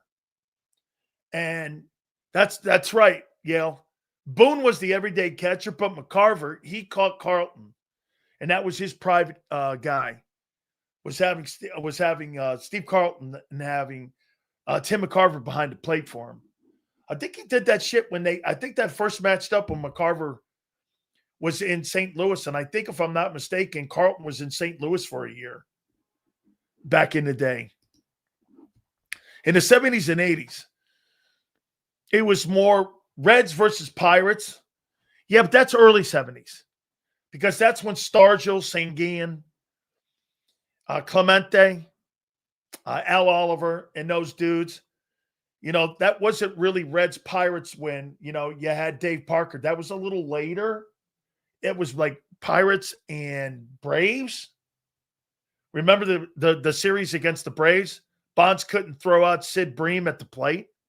So that was a little bit later. And Phillies and Reds. The Reds, yeah, but remember something, Ray. The Reds back then, it's the greatest baseball lineup in the history of the National League. There's been no team like that team since.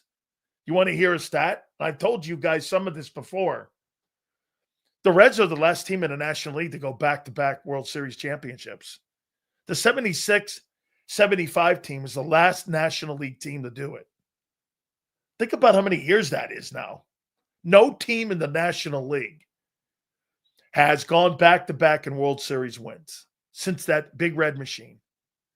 What was that? It was Perez, Morgan, Concepcion, Rose, Bench, Griffey, Geronimo, Foster. The pitching staff wasn't all that great. They had Don Gullett. Wasn't like a superstar pitching staff. And, of course, they had Sparky. And then Don Gullett went to the Yankees. It was like one of the first free agents. Him and Catfish went. Pedro Martinez wasn't on that team back then. Pedro was a sensational postseason pitcher, man. He really was. But that Big Red Machine, they skunked the Yankees in 76. 4 games to nothing. Munson hit like 400 in that series too. And he was great in that series. But the Yankees got in. I remember as a kid watching that. Chambliss hit the home run against the Royals in Game 7 to send the Yankees to their first World Series since 1964.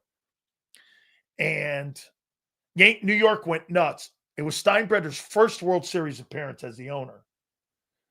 And they got just smoked in that series. The Reds had come off that series the year before against the Red Sox where it went 7.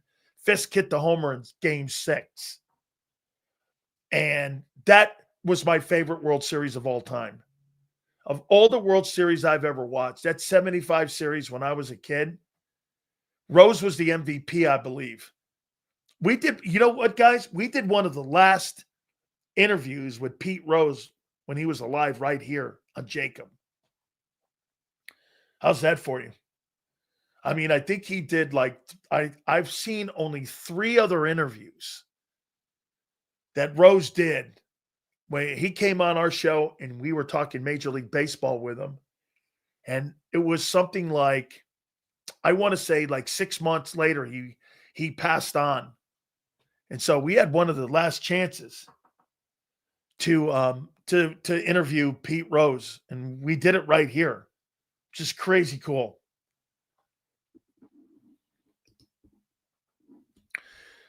You're like a sports encyclopedia. How do you manage to remember all this, especially the old school stuff? You know, it's funny you should say that. My aunt said this to me years and years ago. I grew up a Major League Baseball fan. I grew up a Yankee fan.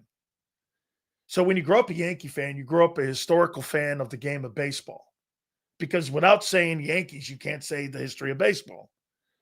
So I really loved reading a lot of sports. Like here, I mean, I don't know how I know this. 367, Ty Cobb is the number 1 hitter in baseball history.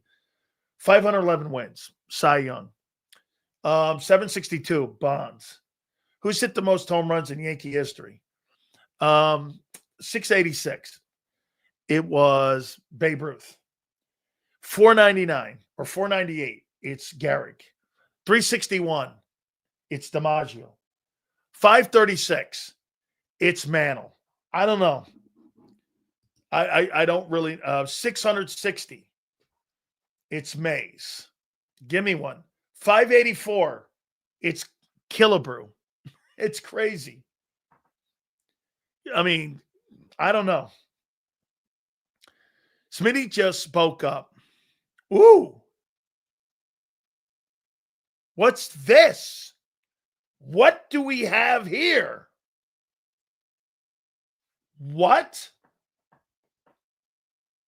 Smitty just spoke up. I certainly feel the same way. Offensively, we need to do better.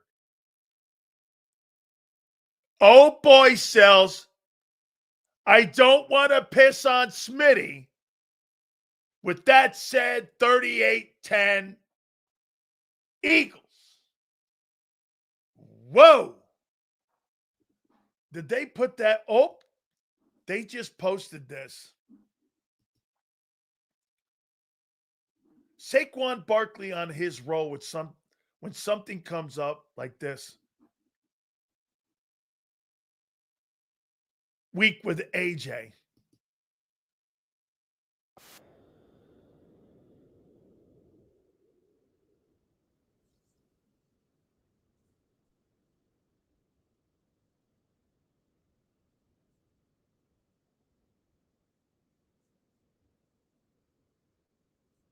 Oh, so it's funny. Saquon Barkley just said when a guy like AJ has a problem, my number one goal is to have that player's back. That ain't the number one job of your quarterback. The number one job of your quarterback is to kiss Nick's ass. Whoa! How you doing? Saquon Barkley, my number one job is to make sure I get my guy's back in AJ. So he gets his back, and you know what we got today? We got Jalen talking about, I just worked the process. Is that what he said? Where is that? Holy shit. This is, dude, your football team is outstanding. Leadership? You mean Barkley, not your boy Hurts. Your boy Hurts is a company man. Him and Jalen Hurts, Nick Sirianni and Jalen Hurts, I heard their real true height is 4'2". You know why? They walk around in the NovaCare Center on their knees. That's what you got here. We tried to tell you that. C on the chest means something. Not to the quarterback, it doesn't. This team is content gold. Hurts is a suspect leader at best. Are we really going to make this nothing burger into what? A slide against? Yeah, I am. So wait a minute. This is what I have here. You ready for this? Before I get the legendary Godfather on. So now the team is speaking as they get ready for Denver. What, Sunday? Smitty says the team has to get better. The offense has to get better. Saquon Barkley's now saying, hey, I have to get AJ's back. That's my job as a player and teammate. You know what Hurts does? Hurts walks around with Nick Sirianni on his knees, and he does the company policy just like this. Can you imagine the legendary Philly Godfather in lockup with a guy who's a company man? He's sitting there in Yuma. Hey, dude, are you there with the Bulls? Forget it. You're out. Here he is right now, our friend, the legendary Philly Godfather. And folks, let me do it to you right now here. The book. Hey, how's it going, man? How's the appearances coming? Doing great, man. We got another crime and lecture series for October 27th at Rowan.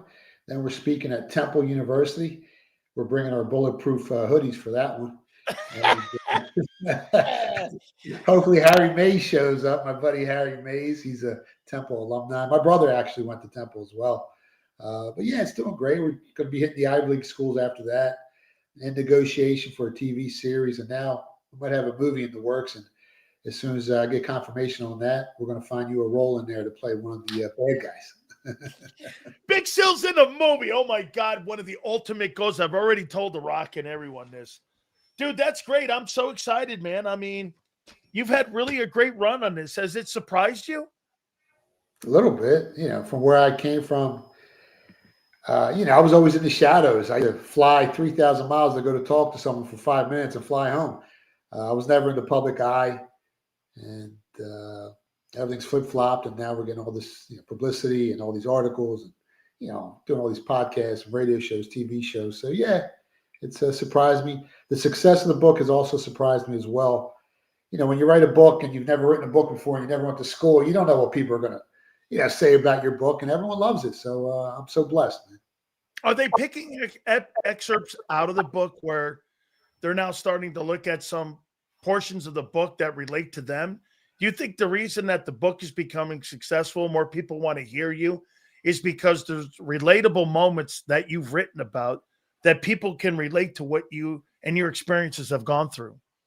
Yeah, I think so. And as crazy as the ride has been in my life, it's been a roller coaster, but family,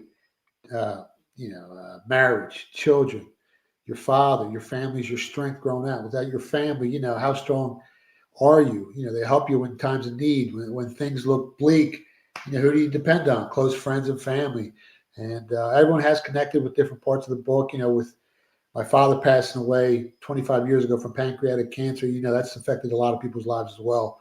So, and it's an underdog story about redemption. And no matter how far you fall, you can always get back on your feet and you can rewrite your story. So, yeah, people have connected to it. The man from Greece is now talking in Harvard. Unbelievable. That is a great story, man. Really is for you. I'm so blessed to know you here, man. All right. So what'd you make of this A.J. Brown drama? You know the man. I mean, what'd you make of it? Do you think this is his last year in Philly? I mean, it looks that way. He's not getting touches. But you never know. I mean, if they win another Super Bowl, why not stick around for a third? You know what I mean? So anything can happen. But, everyone's complaining, but they're 4-0. And you can't complain with that. You can't argue with the record. Now, you can critique how they've won the games. Have they been lucky? Yes, they're ranked number one in the luck ratio. Can it continue? Can they sustain winning games with miracles? I don't know. But at the meantime, they're 4-0. And I guess when you're 4-0, you find things to complain about. Only in Philly, right? I would assume. You know what I've realized this week about Philly? They're pissed off when they're 4-0. They're pissed off when it's 0-4. It's not really going to matter. They're never going to be satisfied. It's just what it is. It's kind of like Greeks and Italians. Nobody's ever really happy, right? It's whoever hollered the loudest. That's all I got to say. I don't know. How do you see this game playing out this week here? I mean, Denver's not an awful team. They're a little suspect to me on offense, but their defense. And again, you take a look at the people they've played. You could question some of the opponents like the Titans and some of those teams, but I don't know, man. I think for a year and a half, that O-line has been pretty good. It's one of the best, if not the best, in football now. How do you see this game, Denver and the Eagles at Lincoln Financial? Well, at 4-0, I don't really know how good the Eagles are. Yeah. But what they've shown is their ability to win games. They find ways to win these games and actually cover the spread. I think Philadelphia's tied with Buffalo. We're the only two teams left in the league, 4-0. They're also 3-1 against the spread. They say luck favors the prepared mind. And as of right now, like I mentioned earlier, they're number one in luck ratio. So that you got to give credit to Sirianni. I know we've clowned on him for years and his coaching staff for this strong, start. They put him in positions to win. Compared to the last few seasons, it seems like this year he's making the right decisions instead of the wrong ones. But eventually luck runs out. And it might happen this week against the 2-2 Broncos, who actually have one of the worst luck ratios in the NFL this year. I think they're ranked like 26th in that metric. They're only a couple plays away from being 4-0 as well.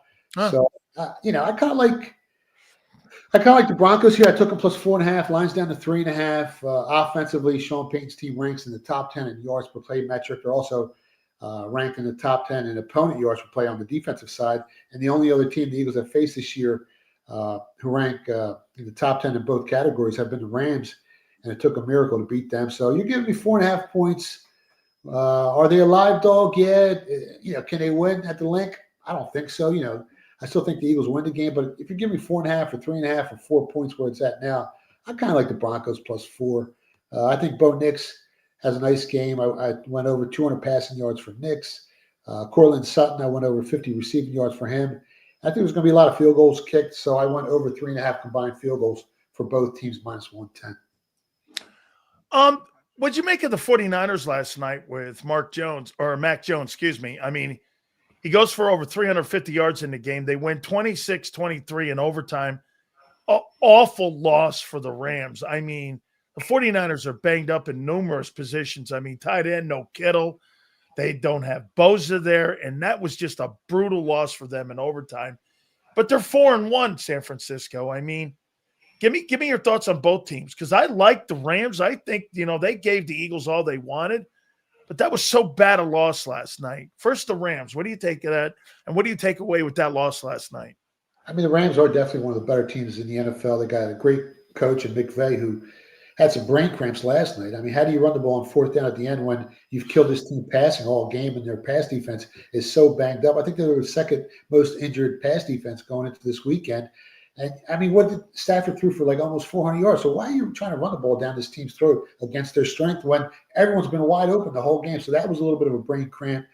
Stafford's still one of the better quarterbacks in the NFL. They're going to be there. 2 of the last 3 weeks, they found ways to lose those games against the Eagles and last night. But, yeah, I mean, eventually I could see them in the playoffs making a deep run when it comes to the Rams.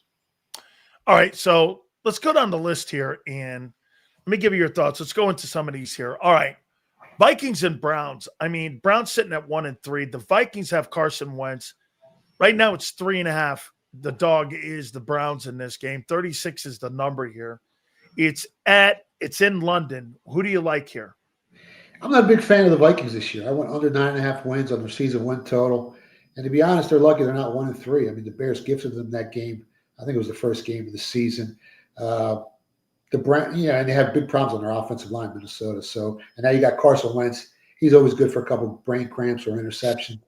Ever since he took that hit against the Seahawks, he's never been the same in that playoff game. The Browns, on the other hand, their defense is legit. They're ranked number 1 in opponent yards per play. They're ranked number 1 in opponent yards per rush attempt. I think they're top 10 in opponent yards per pass attempt. And they've done that against some pretty good quarterbacks. I mean, you look at who they played: Joe Burrow, Lamar Jackson, Jared Goff, and Jordan Love. So it's not like this defense is doing it against a bunch of clowns or squares. They've played some top-notch quarterbacks, and they've got some impressive numbers. The problem for Cleveland has been the other side of the football. They've scored just, I think, like 60 points in their first 4 games of the season. The turnovers have been brutal for them as well. In the 2 games where they got blown out against the Ravens and Lions, I think they turned the ball over 5 times. They're starting Dylan Gabriel, so maybe, he holds on to the football better. Flacco's a gunslinger, but, when you had him out there throwing 45 times a game, he's going to throw a couple of interceptions. So if they play a little bit more conservative offensively, I think the defense can keep them in this game. Line opened up 4.5. It's down to 3.5. I kind of like the Browns here at +4 or better. I'm not a big fan of Carson Wentz, so I kind of like the Browns. I've never seen a team in my life celebrate a 40-40 tie like the Dallas Cowboys, but I guess that's where the Cowboys today are here. They're playing the New York Jets up in New Jersey there in East Rutherford, and the number's 47.5. It's I can't believe this number. I mean, it's 1.5. I think the Jets are terrible. They've played hard, but last week, the game that they played against the Dolphins, that looked like one of the worst coached football teams with Aaron Glenn I've ever seen. What do you see here? The Jets are 0-4. The Cowboys are sitting at 1-2-1. Chance to straighten up the record and get to 500 here. Do they get it done? I don't know, man. They're coming off, it was an excruciating 40-40 tie. The Jets are coming off a short week as well. I think it was Monday night, right, when they played Miami. Yep. The Jets are the slightly healthier team. Dallas was supposed to be the better team before the season started. I think their projected win total was 3 wins higher than the Jets. So they're supposed to be the better team. They're supposed to have more talent. I'm not sure. But if you look at the teams Dallas has played, they played Philly tough. They played the Packers, to a tie, 40-40 tie. The Jets, when they stepped up against the Bills, they kind of got blown out. They did play the Steelers tight. When you compare the quarterbacks, Prescott, Fields, I guess you give the edge to Prescott, right? Yeah. The Jets are at home. It's tough, man. I haven't bet the game. If it gets to 3, I might look to take the dog. I might look to take the Jets, but I'm not running out to bet it. You got 2 bad defenses. I think they're giving up 30 and 33 points a game. So maybe you want to bet the over 47 or 47.5. You might be able to cash that ticket. And maybe if you put the Jets in the teaser plus 10 and over 40, that might get you to the window as well. Who would have thought this? Texans 1-3 and the Ravens 1-3, and it's in M&T Bank Stadium in Baltimore. I mean, the number, obviously, you're looking at not a lot of scoring in this game because of both defenses, I would assume, here at 40.5. The number is 1.5 favoring the Ravens. You tell me, who gets the better of this here? I mean, Lamar's not playing from what I'm understanding. Is that correct? So he's not going in this game. So the backup's going. Do you go? And do you go C.J. Stroud in this ball game? I mean, do you want to really invest in Cooper Rush going against no. the Texans defense that's ranked number 1 in points allowed? I think they're giving up less than 13 points per game. You know, I don't. I kind of like Houston in this spot. I think C.J. has a big game against the Ravens secondary that's completely banged up. They currently have the lowest health score of any pass defense in the NFL this weekend. So he should have some success. I know that offense has looked sluggish for the Texans and hasn't looked the best, but against a really banged up Ravens defense, he might be able to put up some yardage. I guess the Texans are going to load the box. They're going to try and stop Derrick Henry, and maybe he keeps turning the ball over, and they're going to force Cooper Rush to throw the ball, and I don't think they can beat him that way. I kind of like Texas on the money line here. Man, is it over for the Ravens if they go 1-4? It could be, man. They might not make the playoffs, and the Steelers might end up winning that division because without Joe Burrow, the Bengals aren't that good either. And don't be surprised if Dylan Gabriel can show that he can play with that Browns defense. You might see them stack some wins, and who knows what happens by the end of the season. Man, who would have thought that thing be flipped upside down? Lamar injured, no Burrow, and the Steelers and Aaron Rodgers could potentially win the AFC North. Unbelievable. How about this one here? Talking about a team that's come from nowhere here and scoring a lot of points, and you got to give love to Shane Steichen here. The 3-1 Colts are hosting at Lucas Oil the Raiders. Raiders, I mean, I don't know. I mean, at times they look like they're turning the corner, and other times they don't. It's 48, the number, and it's a big number, too, that the Colts are favored by 7. Do you take the Ravens? Do you take the Colts in the number against the Raiders, or do you drop the Raiders in this one here? It's a lot of points, man. 7 points in the NFL is a ton of points. And before the season started, both teams had a projected season win total set at 7.5. So, I mean, talent-wise, on the field, teams are pretty close, even though one team started off 3-1 and the other team started off 1-3. So I kind of like the Raiders here, plus 7. I think they got a shot to keep it within the number. I mean, the Colts have the better offense, but defensively, both teams allow right around 5.4 yards per play. On paper, the Raiders actually have the better defense against the run. And I think that helps them stay within the number because if the Colts can't establish the run, I think the Raiders got a shot. Vegas is also healthier going into Sunday. And, I mean, I kind of like the Raiders a little bit, plus 7. I think this is the next opponent for the Eagles is the Giants. So the Giants are taking on the Saints down in the Superdome. It's 1.5. Jackson Dart gets a start, obviously, going against Spencer Rattler. I mean, the Saints may have one of the worst rosters in all of football. I'm surprised with the Giants a little bit. Now, they lose Neighbors, obviously, so that's a skill set guy that's probably dropping that number, and it's 42. So you think the Giants go into a very hostile place, the Superdome, and win? Or do you think the Saints get their first win in this one? I mean, the line's 1.5, total's 42. They just beat the Chargers as 6.5-point underdogs. And now they're underdogs to New Orleans. I mean, it doesn't make sense. On the surface, it kind of feels like a trap if you're looking to bet the Giants. As of right now, about 70% of the early money is on New York. So I never want to be on the public side. This has all the makings of a letdown for the Giants here. But I'm not looking to invest in the Saints team either. I mean, if you look at how the Giants have played on the season, they've been much more competitive. And the Saints really haven't. So I haven't made a bet on this yet. If I do, I'll give it out on X. But Yeah, I just think the Giants are the better team. Man. I think this game here is Seattle. And I'll tell you why. Seattle and the Buccaneers and the Seahawks are given 3.5, and it's 44.5 is the number. They're losing. They have no Mike Evans in this game. Godwin's going to be in a second week, so he'll be better. But Mayfield's going into this game with a hurt bicep and a hurt knee. I don't believe Bucky Irvin's going to play in this ball game. Maybe it's going to be a game time decision. I don't know if I've heard yet whether or not Bucky Irvin's going to play. That's going to be a big loss if he can't play going into Seattle. And Seattle's had 10 days off. Yeah. So I got Seattle in this game, and I think the Bucs dropped 2 in a row here. Yeah, the line's 3.5 or 4, depending on where you shop. It originally opened up 2.5, so that tells you there's some real sharp money that drove that, that line through the key number of 3 and up to 3.5 and 4. So sharp money's on the Seahawks. And like you said, the Buccaneers are just too banged up to invest in. Seattle's health score is 15 points higher than Tampa Bay, so that's huge. And I think the Seahawks pass rush might be a little bit too much for Tampa Bay's offensive line here. Seattle probably wins the game.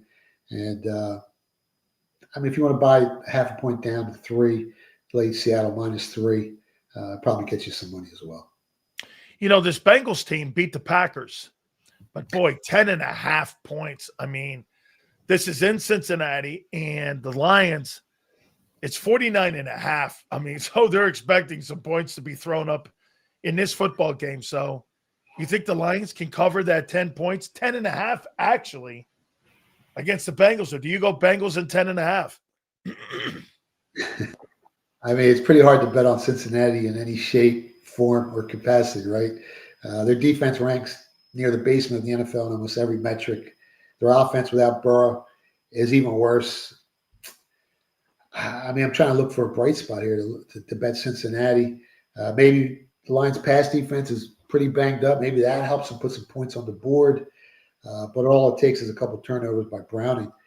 And before you know it, this game could get out of hand. Detroit might end up winning by 20 if he throws a couple picks like he's done over the last few weeks. Unless the Lions play down to their competition on the road, this one could get ugly. Hutchinson might end up with 4 or 5 sacks with that bad offensive line of Cincinnati's. That's another problem that you got. I guess you could put I kind of like the Lions a little bit, but if you want to get some insurance, put them in teaser, 7-point teaser, buy them down to pick them, and maybe go over 41 in this game because the Lions' pass defense is banged up. So Cincinnati should put up at least 14 to 17 points, but Detroit might put up 40. I'll tell you what. Don't be shocked if they run for 250 yards in this game because they cannot play the run here. How about a big game here?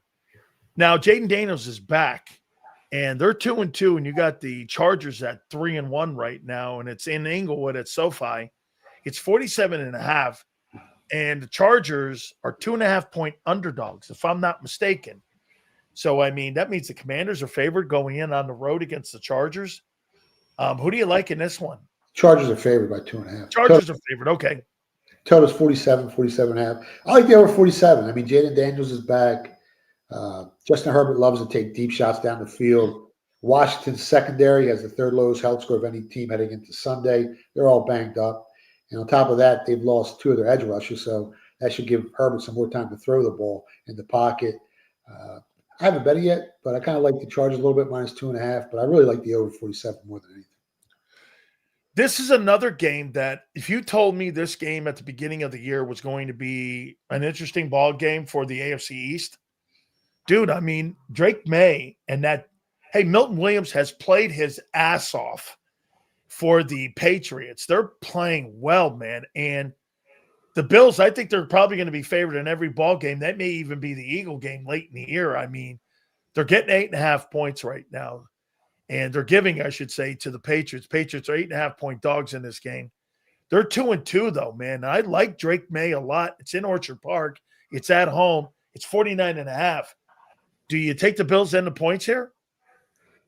Well, the Bills are the cream of the crop in the AFC and the AFC East. We gave them out before the season started to win the AFC Conference, to go over 11.5 wins, to win the Super Bowl at 7-1. And when you look at the Patriots, they got a mediocre 2-2 record.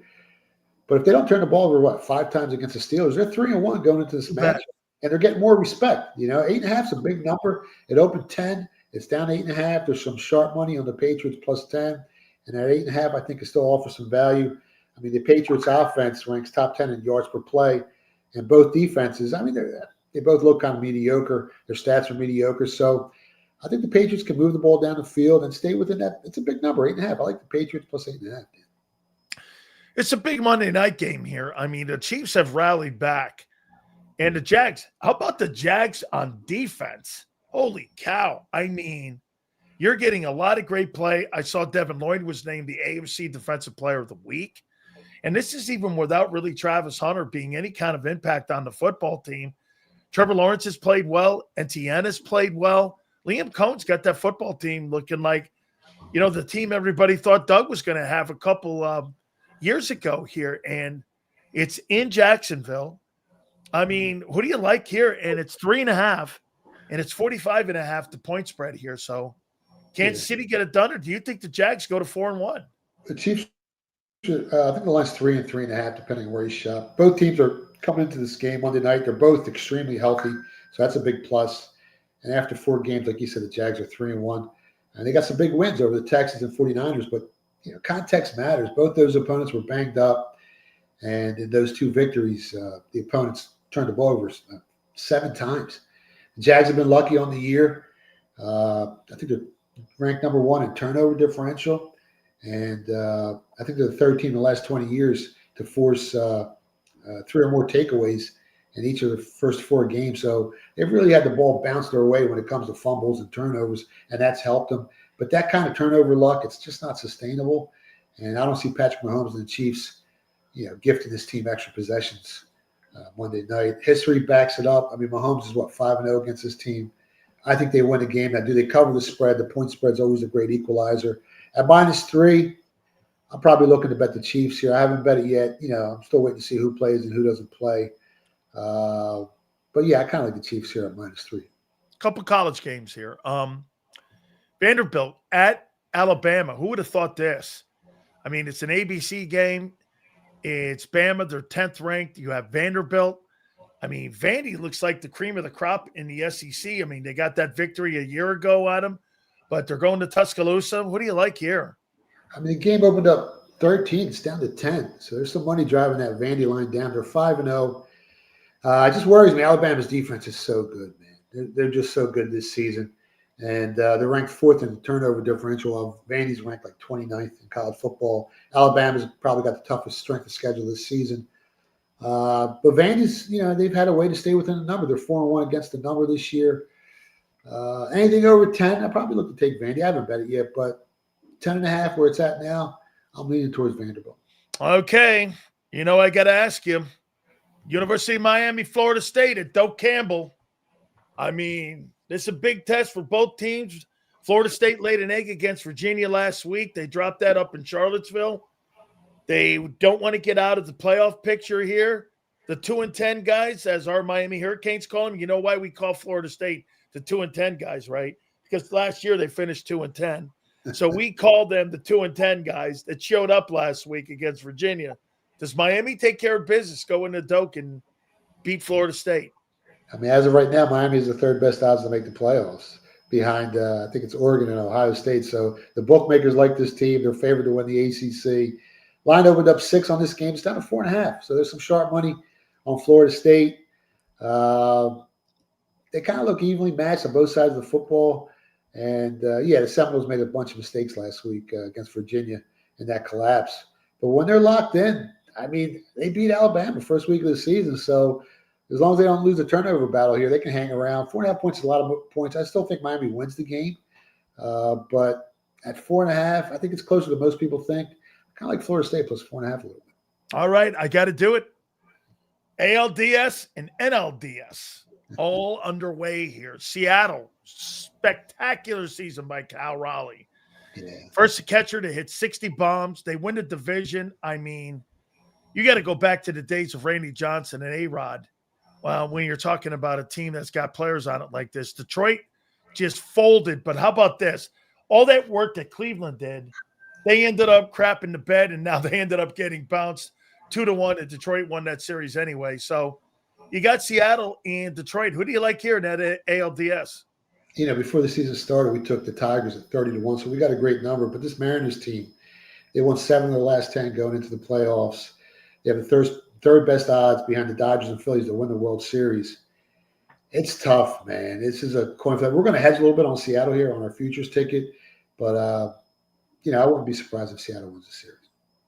Yankees and Blue Jays.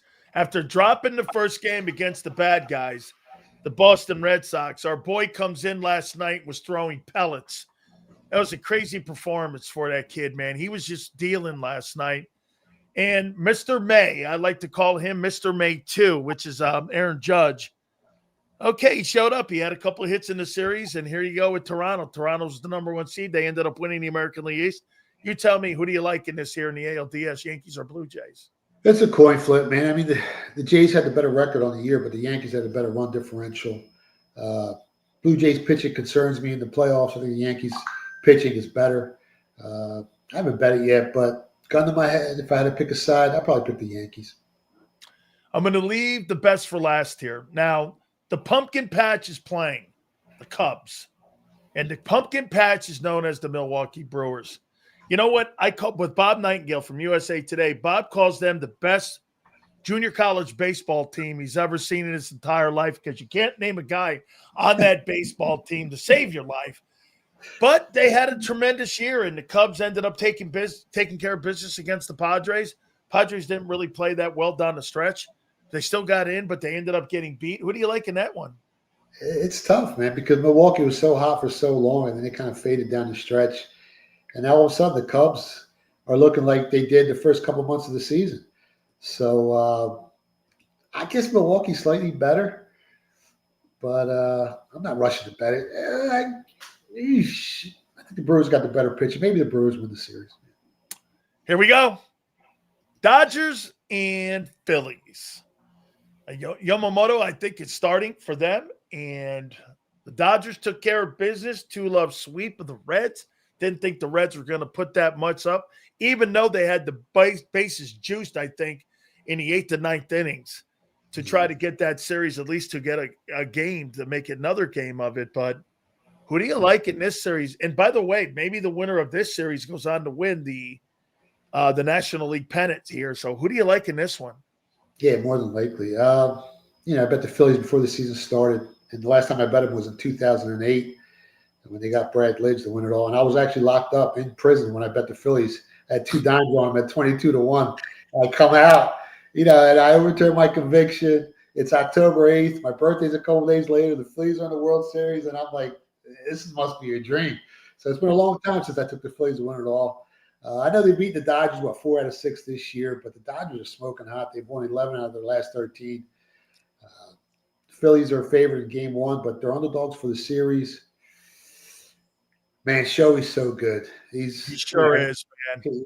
Maybe the greatest baseball player that ever lived. He pitches, he hits. Usually the best hitter in baseball is worth about 6 to 7 wins to their team. And now you got a guy that can win 12, 13 games.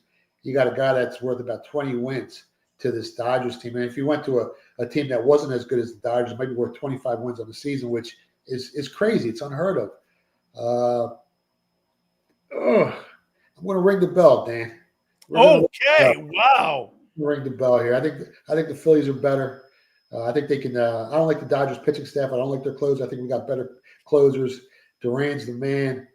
I'm trying not to be a homer. I like the Phillies here, Dan. I like the Phillies. Yankees, Phillies in the World Series? Could be. Yankees, Phillies, Yankees, Seattle. Phillies, Seattle. Probably Phillies, Seattle. You think it's going to be Yankees and Seattle in the ALCS? I think so, yeah. I think so. Could you imagine Philadelphia and the Yankees in the World Series, how the ballpark in New York and then in Philly too, Yankee fans, oh my God. You saw what happened between the Knicks and the Sixers, right? Well, 2009. It happened in 2009, and the Phillies lost. Hopefully it doesn't happen again that way. But, yeah, it's going to be a great Phillies. I mean, yeah, Dodgers, Yankees, Phillies, Yankees, both would be a great World Series. Dude, absolutely. Hey, by the way, right, I-95, no way, man. If I were you, I'd get yourself a room now if that ended up happening. Godfather, thank you so much, man. Tell folks where they can find you.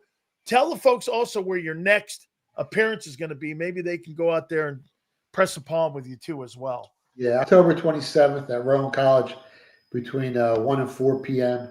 We're going to do the Crime and Lecture series there. And you can find me on X at Philly Godfather. The website is thephillygodfather.com. And if you want to pick up a copy, an autographed copy of the book, go to phillybook.com. If you just want to grab a book next day, go to Amazon. I'll send it right out. Brother, I appreciate you. We'll see you next week. Thank you so much. You got it, guys. Good luck with everything. You got it. That is the legendary Philly Godfather there. Holy cow. I-95. If it's Phillies and Yankees. I'm a Yankee fan, so it doesn't matter. I mean, I've been a Yankee fan my entire life. That's never changing. Okay, I mean, but I think the Phillies would win that series. The Yankees' defense is so bad. But then again, I don't think the Yankees – I'm not sure the Yankees get by – I'm not sure they get by Toronto yet. Toronto had a good year, man. And the Phillies, the only thing that still concerns me is Harper and your pitching staff. And Rob Thompson handling the pitching staff. So, yeah, I got 31-20 Eagles over the Broncos. I think it's close for a while, and then at the end of the day, I think they pull away late. Don't forget, catch me on the pre- and post-game show. We'll do that Sunday right here on JAKIB. Oh, my Canes, they take care of business. 31-20 as well. I'm keeping that room, and I'm staying in that room with that score. I think they go up to Doak and take care of business. We will see you on Sunday. Have a great day. Joe, Xander, thank you. We will see you Sunday. And for others, we'll see you 2 to 6 on Monday. God bless. We'll see you on the flip side.